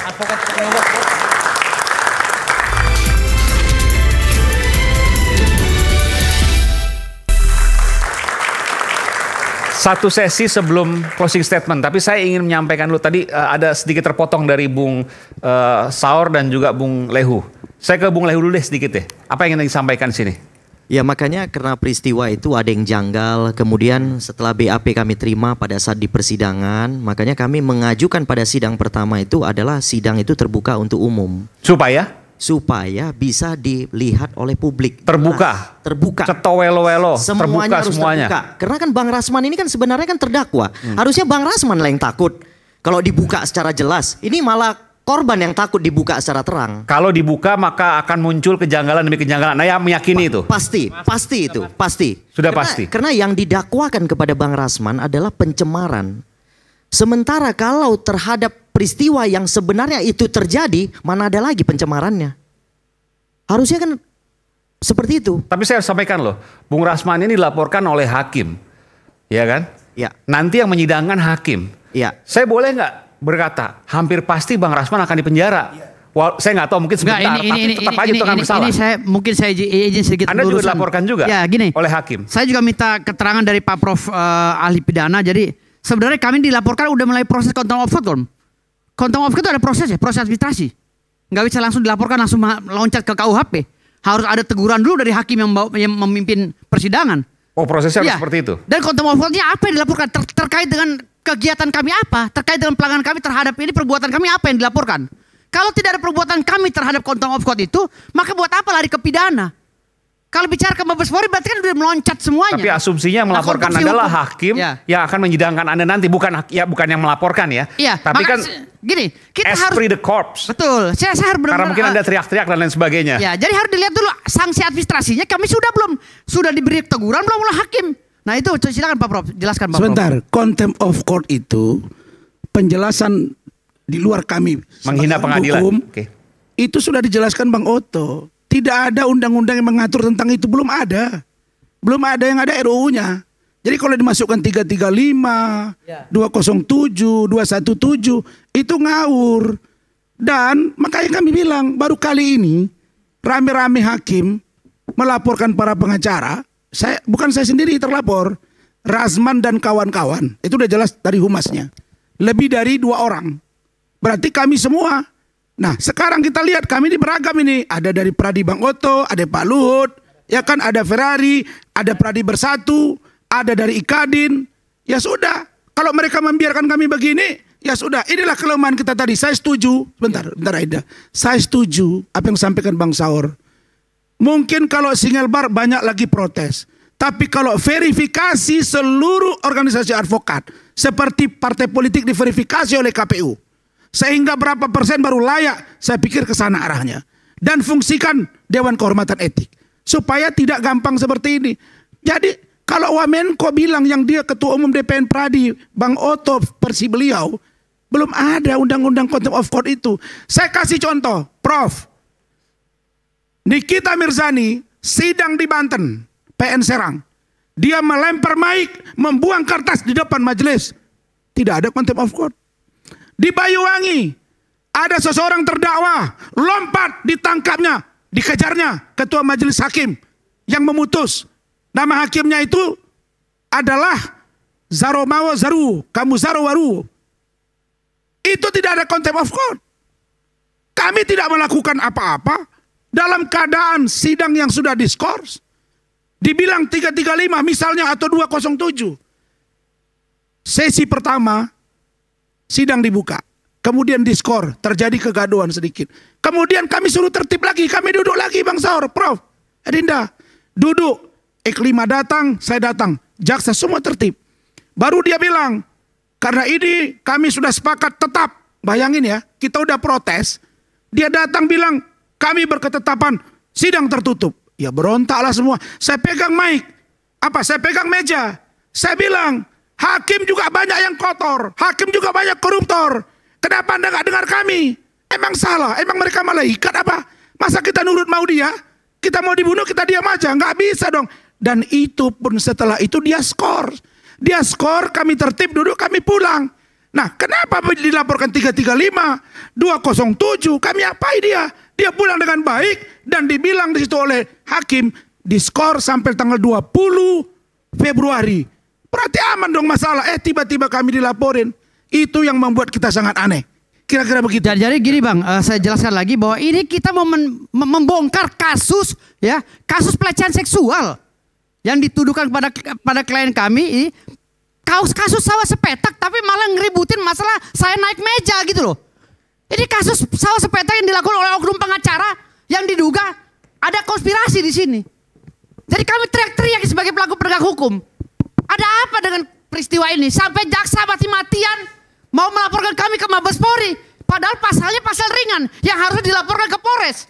Hakim ya. Hakim. Tadi saya diminta berikan. Jadi saya minta ini ada apa di negara ini? Kami ingin membongkar ada seorang wanita yang dijajah moralnya, yang dijajah badannya oleh seorang advokat, tetapi kasus ini mau ditutup-tutupi dengan dibelokkan ke kasus saya. Kasus naik meja. Lebih terhormat naik meja apa naik ke badan wanita? Ya, lebih terhormat naik meja atau transaksi di bawah meja? Hah? Ini gila negara ini. Pak Prabowo harus ambil sikap ini. Harus menegur semuanya. Ini ada dari Bung Lecu. Silakan masalah itu yang keras, yang keras. Ya. Sedikit aja, nanti saya ke Prof. Suparji soalnya. Silakan, sedikit aja. Oke. Artinya karena saya mewakili Bang Rasman, ya kan? Kemudian kita di persidangan pertama sampai ketiga tertib, tidak ada masalah. Oke, tanpa adanya permohonan maka majelis hakim tiba-tiba mengatakan bahwa sidang tertutup untuk umum. Itu yang kemudian membuat kami sangat kecewa. Yang artinya saya melihat kenapa pengadilan berusaha menutupi gitu. Ada seorang advokat inisial HPH yang kemudian kelakuannya setelah kami ketahui yang kami mau sampaikan kepada publik, ini loh ada peristiwanya. Harusnya kalau sudah ada peristiwanya Hotman Paris. Hotman Paris. Hotman Paris. Dah, ya. sebut aja. Artinya kalau suatu peristiwa ada memang kejadiannya, seharusnya Bang Rasman itu sudah lepas. Lepas demi hukum harusnya. Ya, demikian saya rasa. Silakan, Prof. Ya, jadi pertama dalam asas hukum pidana itu kan tidak ada analogi kan gitu. Jadi tidak bisa menganalogikan kasus satu dengan kasus yang lain. Tetapi adalah berbasis pada kasus per kasus gitu. Berbeda-beda. Berbeda-beda sesuai dengan case-nya gitu. Jadi tidak sepenuhnya benar kalau kita membandingkan antara kasus satu dengan kasus yang lain. Tadi contempt of court Nikita Mirzani melempar kertas. Tidak Mike tidak contempt of court, sementara Bung Rasman contempt of court dan Bung Firdaus contempt of court. Nggak bisa disamakan seperti itu. Tidak bisa disamakan. Dan kalau kita perhatikan laporan dari Pengadilan Negeri Jakarta Utara, Pengadilan Negeri Jakarta itu kan pengancaman dengan kekerasan, penghinaan badan umum, terus membuat kegaduhan di dalam persidangan. 3 itu ya? 3 pasal itu yang dilaporkan. Dengan demikian jadi yang tidak dibuat, sepenuhnya. Maaf Prof. Jadi yang dibuat Nikita Mirzani dengan si terdakwa yang loncat menangkap dari ketua majelis itu apa namanya itu? Bukan contempt of court itu? Saya tidak pada menilai pada kasus bukan itu. Begitu dong. Saya juga dosen, Bos. Itu menjadi acuan, Jangan sembarang ngomong. Jadi itu menjadi acuan, kalau pakar itu bicara tentang netralitas hukum. Kalau itu datang, kalau saya begitu bicara besok netralitas sebentar. hukum. Buat dalam asas hukum pidana tidak mengenal asas analogi. Besok saya akan tangkap, saya akan loncat ke meja hakim. Tidak contempt of court.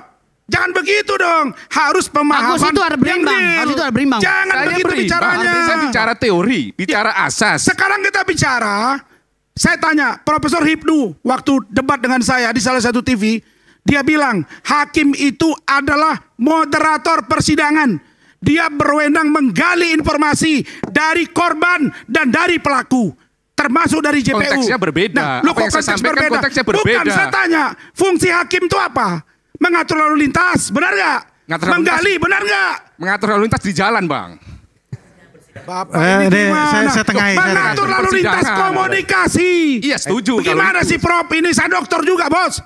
Mengatur lalu lintas komunikasi persidangan. Ya, itu yang digali informasi dari pihak mana? Dari pihak korban, dari pihak JPU, saksi, dari pelaku, kuasa hukum untuk mencari kebenaran, kan itu. Konteksnya tidak menjelaskan itu tadi. Kan bukan maksud saya. Kenapa dia langsung mengatakan kami dengan menyebut tertutup. Tidak ada lagi di situ yang namanya pembicaraan, dia hanya sepihak. Karena pemahaman kami. Saya tidak menyebut soal sidang tertutup pemahaman dan terbuka. kami terhadap saya menjelaskan bahwa dalam sebuah kasus pidana itu tidak bisa disamakan satu dengan yang lainnya. Gitu. Ya memang tidak sama karena kasusnya beda, tapi perbuatannya. Tapi deliknya contempt of sama. court. Delik dan perbuatannya sama, Prof. Enggak, saya tanya, apa yang sesungguhnya disebut dengan contempt of court apa, Pak? Coba saya mau tanya deh. Menghina persidangan, menghina pengadilan. Kalau ada laporan ini tadi, laporan bukan soal contempt of court, pengancaman dan kekerasan. Bapak udah nggak benar ini. Hukum. Pak, baca rilis dari Mahkamah Agung, Bapak. Saya bicara laporan hari ini ke Bareskrim. Bapak kemarin udah bicara juga di media. Kalau ahli pidananya sekarang saya kasih tahu. Sebentar, Adinda. Pak Prof, saya juga sedang pengajuan untuk Profesor, Pak. Gini, ya, Mahkamah Agung sudah terbitkan rilis. Kemarin mereka preskon, kami di bawah. Udah, mereka bilang agar Ketua Pengadilan Negeri Jakarta Utara melaporkan terjadinya contempt of court. Itu, Pak. Makanya Bapak baca dong. Saya baca perkembangan hari ini. Laporan ke Bareskrim pasal ini tadi. Pak tidak mengerti awal dari permasalahan ini. Sekarang saya tanya, Prof. Mengerti. Pak Prof, bagaimana mekanisme contempt of court diterapkan? Saya tanya, bagaimana caranya? Apakah bisa langsung loncat ke KUHP atau administrasinya dulu? Apakah kami dapat teguran? Tidak bicara contempt of court. Ya, kami dapat teguran dari laporannya pengancaman kekerasan, membuat kegaduhan di dalam persidangan. Yang melakukan pengancaman kekerasan itu siapa yang duluan? Itu karyawan pengadilan, Pak, terhadap klien saya. Bentar. Contempt of court. Bentar. Contempt of court. Salaman. Gini, pegang. Saya pegang. Gini. Contempt of court itu judul besarnya penghinaan pengadilan. Oke, Bang. Mereka masukkanlah pasal 335, 207, 217. Tapi judul besarnya kan contempt of court. Pertanyaan saya, kami apai mereka? Tidak ada satu fisik tangan kami pun kena ke tangan mereka. Pak Prof, saya bukan ngajarin Anda, Pak Prof ya. Segala sesuatu undang-undang dan peraturan yang berkaitan dengan administrasi, harus administrasi dulu dilewati. Tidak bisa langsung ke proses hukum, Prof. Instruksi sebentar. Sebentar, Pak Firdaus. Waktu kejadian itu, jaksa juga pukul meja dan mengkata-kator bahasa binatang disebutnya. Kotor pada saya. Apakah itu contempt of court juga? Ya, saya tidak menilai contempt of court. Siapa yang mendahului? Siapa yang menilai contempt of court? Saya menilai. Jadi yang contempt of court adalah Ketua Pengadilan Negeri dan anggota majelis. Mereka yang membuat gaduh masalah sehingga kacau dan menjadi perhatian se-Indonesia ini. Pak, saya ditelepon demi Allah ya. Saya dari alma mater saya Universitas Sains Malaysia. Oke? Ada pengusaha dan akademisi di Malaka, Malaysia, nelpon saya prihatin dengan kasus yang terjadi hari ini di Indonesia. Kenapa? Bapak profesor, tapi Bapak nggak lihat, Bapak duduk sini, jangan lihat berita hari ini. Ada hubungan sebab akibat kausalitas. Lihat dong berita yang kemarin. Saya sudah lihat. Begitu. Saya sudah lihat berita kemarin. Saya mengikuti. Bapak ikuti nggak contempt of court kata Mahkamah Agung? Dalam konteks menilai sebuah laporan adalah sesuai dengan pasalnya. Iya, judulnya kan contempt of court. Bukan soal judul. Nggak, Bapak saya tanyain contempt of court aja nggak ngerti gimana mau jadi profesor. Unsur. Bapak diragukan profesornya ini, betul ini. Diragukan oleh saya, Pak. Contempt of court nggak ngerti. Silahkan saja. Bapak saya carat tata kelola. Udah Iman, nggak usah yang begini-gini berat ini. Silahkan saja. Jadi jangan menilai orang. Saya tidak merentar subjektif. Bro Osman, kasih dulu dia ini. Kasih dulu dia. Saya pakai itu. Saya pakai dasar-dasar yang jelas. Oke, silakan, Prof. Kita berikan kesempatan untuk Prof Suparji dulu. Silakan Prof Suparji. Saya sudah menjelaskan kan tentang asas hukum. Kedua, saya menjelaskan tentang perkembangan laporan hari ini.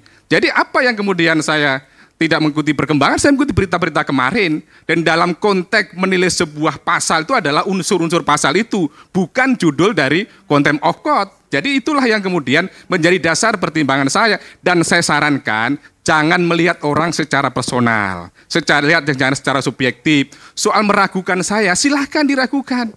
Nggak ada masalah. Gitu. Dan saya tidak pernah ngaku diri sebagai profesor. Saya diberikan oleh negara profesor itu. Gitu loh. Ya. Oke, sebentar, saya bacain. Biar jelas sama profesor kita ini. Siaran pers. Mahkamah Agung Republik Indonesia. Saya sudah baca, saya sudah mengikuti. Contempt of court ini Pak ya. Saya sudah mengikuti, tidak perlu dibaca. Bapak, itulah Bapak. Kalau Bapak akademisi gini, makanya saya jelasin.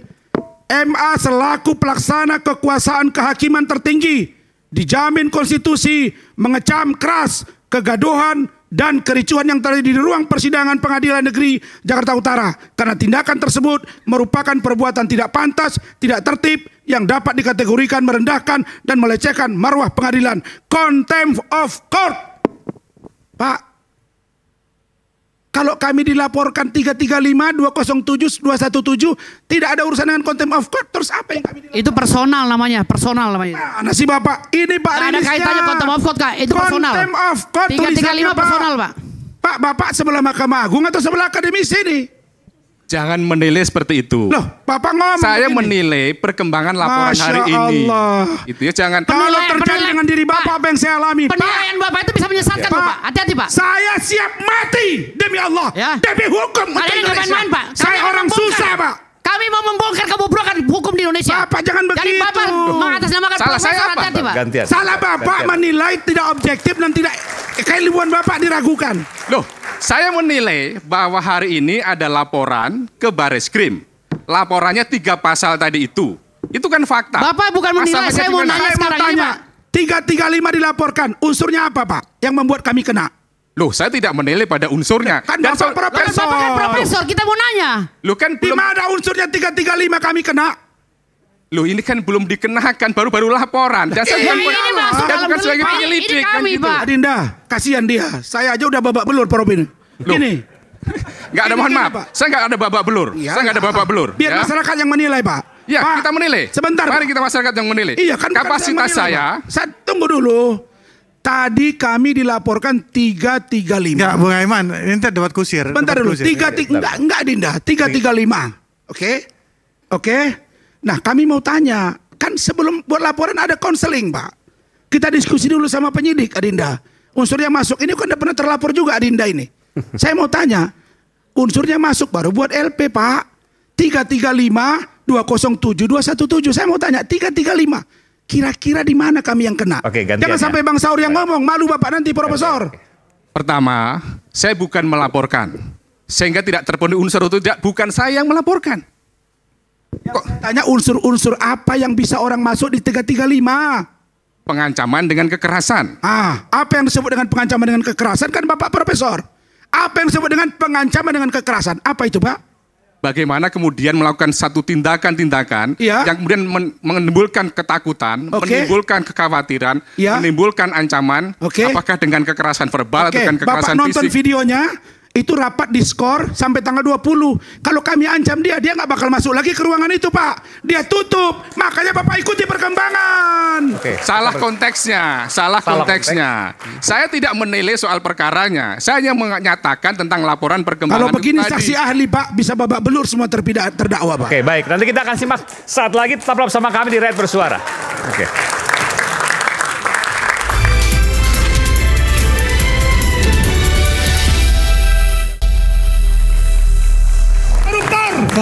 Duduk. Tahu nggak Anda? Ya. Tidak bisa. Tidak bisa. Tidak bisa. Tidak bisa. Lebih panas ganti. Ganti. Ganti. Ganti. Sadar. Tidak bisa. Tidak bisa. Ganti. Oke.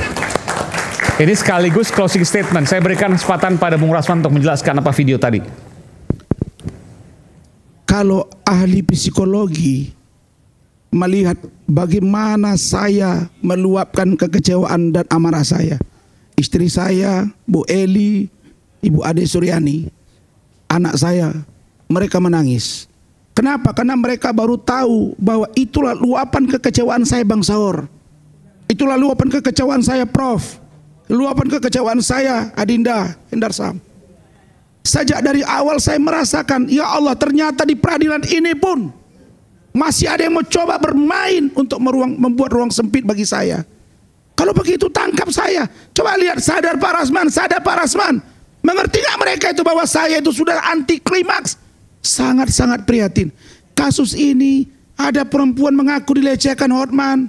kemudian buat kuasa, kita preskon sama-sama, tiba-tiba bilang tidak ada kuasa, mereka kerjasama, kemudian bekerja, lalu kemudian naik sidik, tidak diberi ruang untuk memanggil yang meringankan saksi, ahli.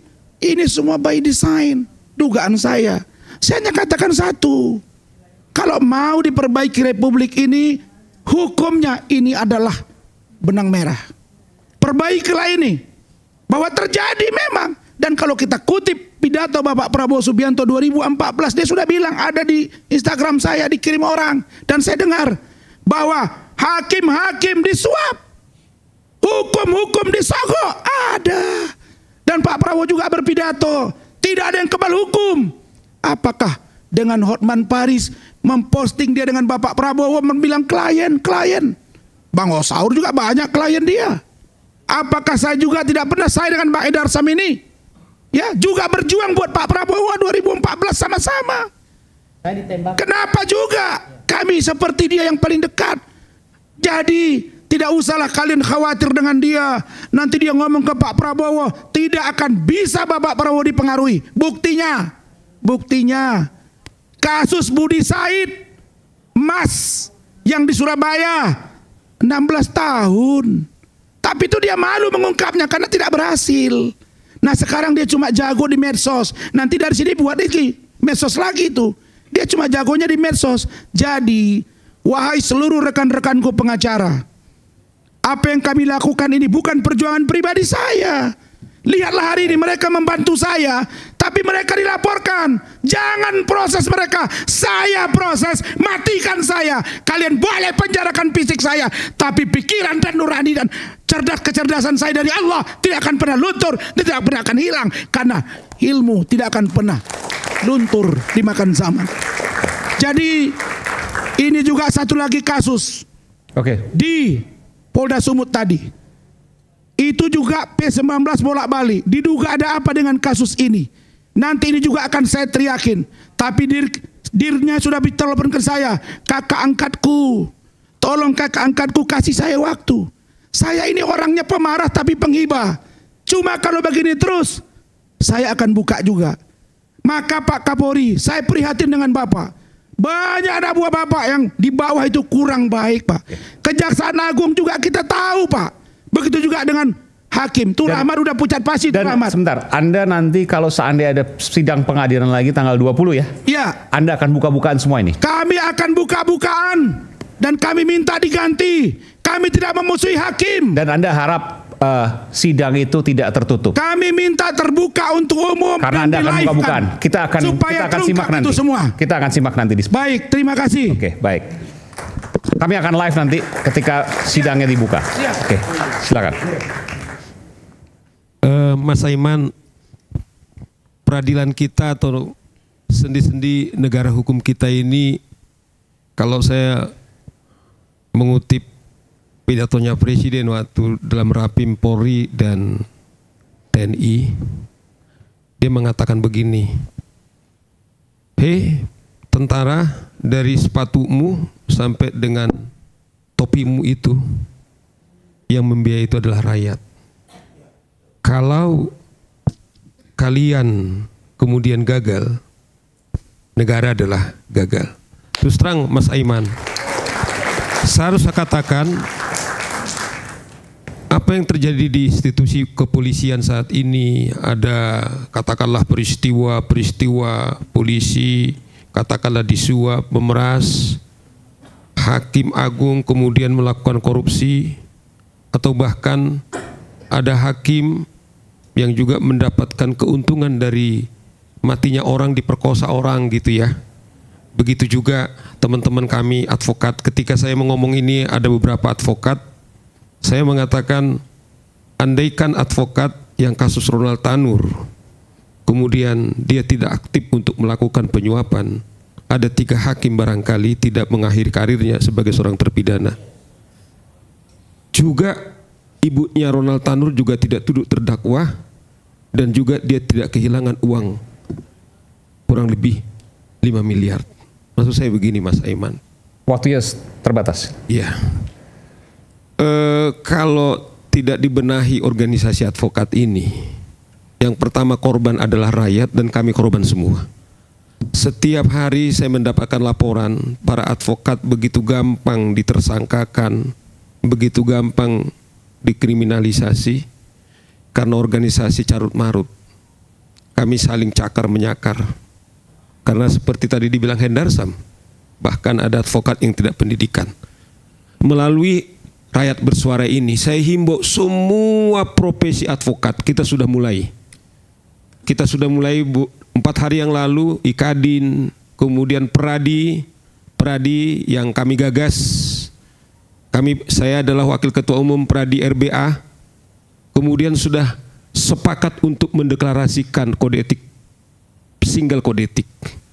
Saya minta, seperti Hendarsan bilang, faktanya memang kita banyak organisasi. Kita akan menjadi single organisasi. Kalau tidak, kita adalah organisasi atau profesi yang paling gampang dikorbankan dan dikriminalisasi. Ini saya kira momentum suara Rakyat Bersuara ini untuk kita sambut. Kalau tidak, advokat akan korban, rakyat akan korban, peradilan kita akan korban, negara hukum kita akan gagal. Akan semakin buruk ke depan. Akan semakin buruk. Oke, baik. Baik. Saya ke Bung Hendarsam dulu, silakan. Iya. Singkat saja, 1,5 menit, Bang. Waduh, singkat tapi saya ini. Singkat jadi gini ya, aspek sosiologisnya saya lihat begini. Mohon maaf rekan-rekan advokat ya, Bung Rasman, Bung Firdaus dengan beberapa teman-teman yang lain. Saya ini walaupun mukanya baby face, saya ini di dua dekade jadi berpraktek gitu loh. Jadi saya bukan adinda beliau, saya senior beliau sebenarnya kan. jadi begini, maksud saya kita ini ada yang salah.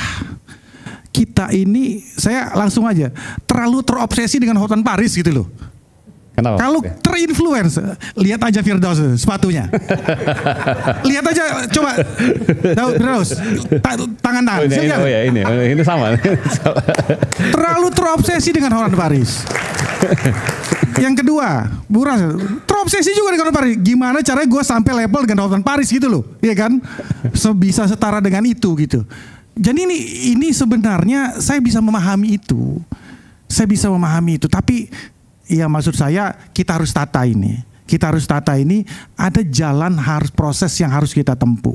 Saya jalanin itu ya, jadi advokat itu tidak serta-merta. Sekarang nih orang kalau udah dapat izin advokat langsung buka kantor.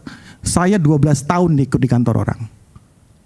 Saya belajar di situ. Saya belajar ngedraft, saya belajar kemudian manajemen. Jadi apa yang harus diperbaiki secara singkat? Itu harus diperbaiki dan itu yang triggernya tadi. Nah, kemudian Dewan Etik Tunggal untuk advokat. Jadi maksud saya ini advokat sekarang ini pengennya itu jalannya singkat ya. Kalau beliau berdua ini kan udah sukses lah ya kan. Cuma advokat muda itu pengen kayak gigit cabai, digigit langsung pedas. Mau langsung jadi advokat, pengen kaya. Kenapa sih nggak belajar dari advokat senior kita yang lain? Ada Adnan Buyung. Pelajari cara beliau berbicara, cara beliau untuk berargumentasi. Maaf, teman-teman, ya. Mungkin yang dikatakan Bung Rasman ini mungkin betul. Ada dugaan rekayasa. Iya, itu seperti itu. Tapi kadang-kadang yang kita dengar, yang saya tangkap, yang kita dengar dia ngamuk-ngamuknya aja ini, gitu loh. Tapi message-nya nggak sampai. Ini saran saya. Jadi kurang-kurangin kaki-kakinya diginiin, kurang-kurangin gebrak-gebrak. Sampaikan secara runut, sampaikan secara sistematis bahwa memang ada ketidakberesan di situ. Karena seni dalam kita beracara itu adalah bagaimana meyakinkan hakim. Mungkin pesannya benar, tapi penyampaiannya caranya mungkin salah. Baik. Saran. Waktu itu terbatas soalnya. Saya harus keluar 5 menit lagi. Silakan, karena masih banyak yang lain, Bung. Terima kasih. Singkat saja. Bung Aiman, saya berpesan kepada Bapak Prabowo sekali lagi, tolong bentuk tim koordinator, Menteri Koordinator Pengawas Aparatur Negara. Itu dulu. Dan kedua, saya meminta kepada hakim dan penegak hukum lainnya, biasakan kalau dalam mengupas satu perkara, apalagi berkaitan dengan kesusilaan, tolong fokus. Jadi jangan sampai fokus objek di perkara utamanya ini tidak dibahas, malah sub daripada perkara tersebut yang dibahas. Jadi ini yang kebiasaan kita. Kalau ada perkara korupsi, nanti yang mengkritik kasus itu yang langsung dilaporkan, lalu kasus ini yang diviralkan, kasus ini dilupakan. Jadi tolonglah, ini masalah pelecehan seksual yang dilakukan oleh seorang pengacara yang katanya dekat dengan petinggi, ya. Yang cewek ini sampai sekarang kita belum pernah tanya. Oke, takut apa enggak dia? Kita nggak bicara kasus, tapi kita bicara cincin banyak juga. Oh ya, oke, siap. Silakan. Baik, pertama Mas Aiman, bagaimana kita dalam menyampaikan sesuatu secara objektif dan rasional, dan kemudian tidak menilai seseorang secara personal, dan tidak mengajukan diri sebagai kebenaran dan dengan pembenaran. Belajarlah dari apa yang katakan Umar bin Khattab. Belajar itu melahirkan 3 sikap. 1, orang cenderung sombong. Level kedua, cenderung rendah hati. Dan yang ketiga, orang belajar itu adalah merasa tidak tahu apa-apa. Bolehlah saya dihinakan di dunia ini, tapi yang penting tidak dihinakan di mata Allah. Masya Allah. Luar biasa. Masya Allah. Silakan Leo. Ya, karena saya tim penasihat dari Bang Rasman, saya berjanji sama Bang Rasman dan seluruh rakyat Indonesia, saya akan memperjuangkan hak-hak daripada klien saya yang jelas-jelas ini sudah dizolimin, termasuk PN Jakarta Utara yang berusaha menutup suatu peristiwa. Padahal kita advokat, kita mau membuka terang benderang suatu perkara, tapi dibatasi oleh majelis hakim yang bernama Ibu Sofi Tambunan. Jadi saya minta Ketua Pengadilan Jakarta Utara, Ketua Pengadilan Tinggi, saya minta untuk objektif dalam perkara Bang Rasman. Karena kita mau membuka suatu perkara yang sebenarnya sudah terjadi, jadi tidak ada lagi sebenarnya peristiwa-peristiwa pencemaran. Karena peristiwanya benar adanya terjadi. Itu dari saya. Terima kasih. Baik, Mas. Nanti kita akan juga minta penjelasan Mas dari Aiman, PN Jakarta Utara. Sebentar. Saya ke Bu Ade. Bu Ade ini istri dari Bang Rasman. Silakan singkat saja. Terima kasih. Dalam kesempatan ini saya hanya ingin semoga Pak Presiden kita yang saya hormati, yang saya sayangi, kenapa ke Pak Prabowo, karena saya melihat si Hotman Paris ini selalu jangan kita personal dulu, karena ini biarkan ini kemudian di pengadilan. Saya minta hanya hukum tegak lurus buat suami saya, karena saya dari awal sampai sekarang itu saya tahu prosesnya, saya tahu perjalanannya. Seorang Iklim Hakim itu datang ke kantor suami saya minta perlindungan hukum dengan mengakui dia sudah dilecehkan. Nah, itu tiba-tiba dia tidak mengaku dilecehkan. Nah, itu kenapa bisa terjadi suami saya sampai saat ini gitu loh. Saya ingin minta hukum benar-benar tegak lurus begitu. Itu harapan dari seorang istri. Singkat saja. Mas Aiman, saya tidak punya cincin dan tidak punya pakai. Ya, saya mengcounter Hendarman saja. Saya ragu kita ini tidak pernah menikmati kemuliaan daripada advokat. Advokat itu disebut mulia, nggak ada kaitannya soal finansial. I tell you the truth. Seorang, tar dulu man, jangan tepuk tangan kau Risman supaya ini. Seorang advokat bekerja bukan semata-mata untuk mencari uang, jauh lebih utama di kode itu. Betul, itu maksudnya. Menegakkan hukum dan keadilan. Oke, baik. Maksud saya gini, soal obsesi, saya ragu gitu loh. Sesungguhnya kemuliaan daripada advokat seperti wartawan, karena saya berjanji kepada teman yang keberatan saya hadir di sini, menunjukkan bahwa advokat itu sangat mulia. Bahkan dibilang, seorang advokat ketika dia melakukan pro bono atau tidak dibayar, harus sama dengan kualitasnya dengan berbayar. Mas Aiman, saya katakan, menteri, wakil menteri, DPR, kemudian kepala daerah banyak datang ke kantor saya tolak karena apa? Di kode etik, seseorang advokat bisa menolak perkara karena tidak kompetensinya dan bertentangan nurani. Saya aktivis anti korupsi. Baik. Maksud saya, ini yang harus sampaikan. Sedikit aja. Itulah menurut saya kemuliaan daripada advokat. Oleh karena itu, saya himbau, tidak ada kaitannya soal finansial berapa dibayar. Bukan soal gaji mobil Anda atau baji aja, nothing, itu tidak kaitan kepada. Bukan juga soal cincin atau berlian, Bang. Ya. Tapi bukan juga soal viral dan tidak viral gitu kan ya. Betul. Tapi soal nurani yang berbicara dari dalam hati, ya nomor satu. Advokat adalah pembela bagi mereka yang mencari keadilan di mata hukum, adab dan etika sepatutnya dijaga. Tak ada pembenaran atas aksi yang kemudian kita lihat di sana. Karena pengadilan seharusnya jernih mencari kebenaran untuk keadilan dan harus menjamin adanya kebenaran untuk keadilan dari sebuah pengadilan. Saya Aiman Wicaksono, sampai jumpa di Rakyat Bersuara berikutnya. Salam.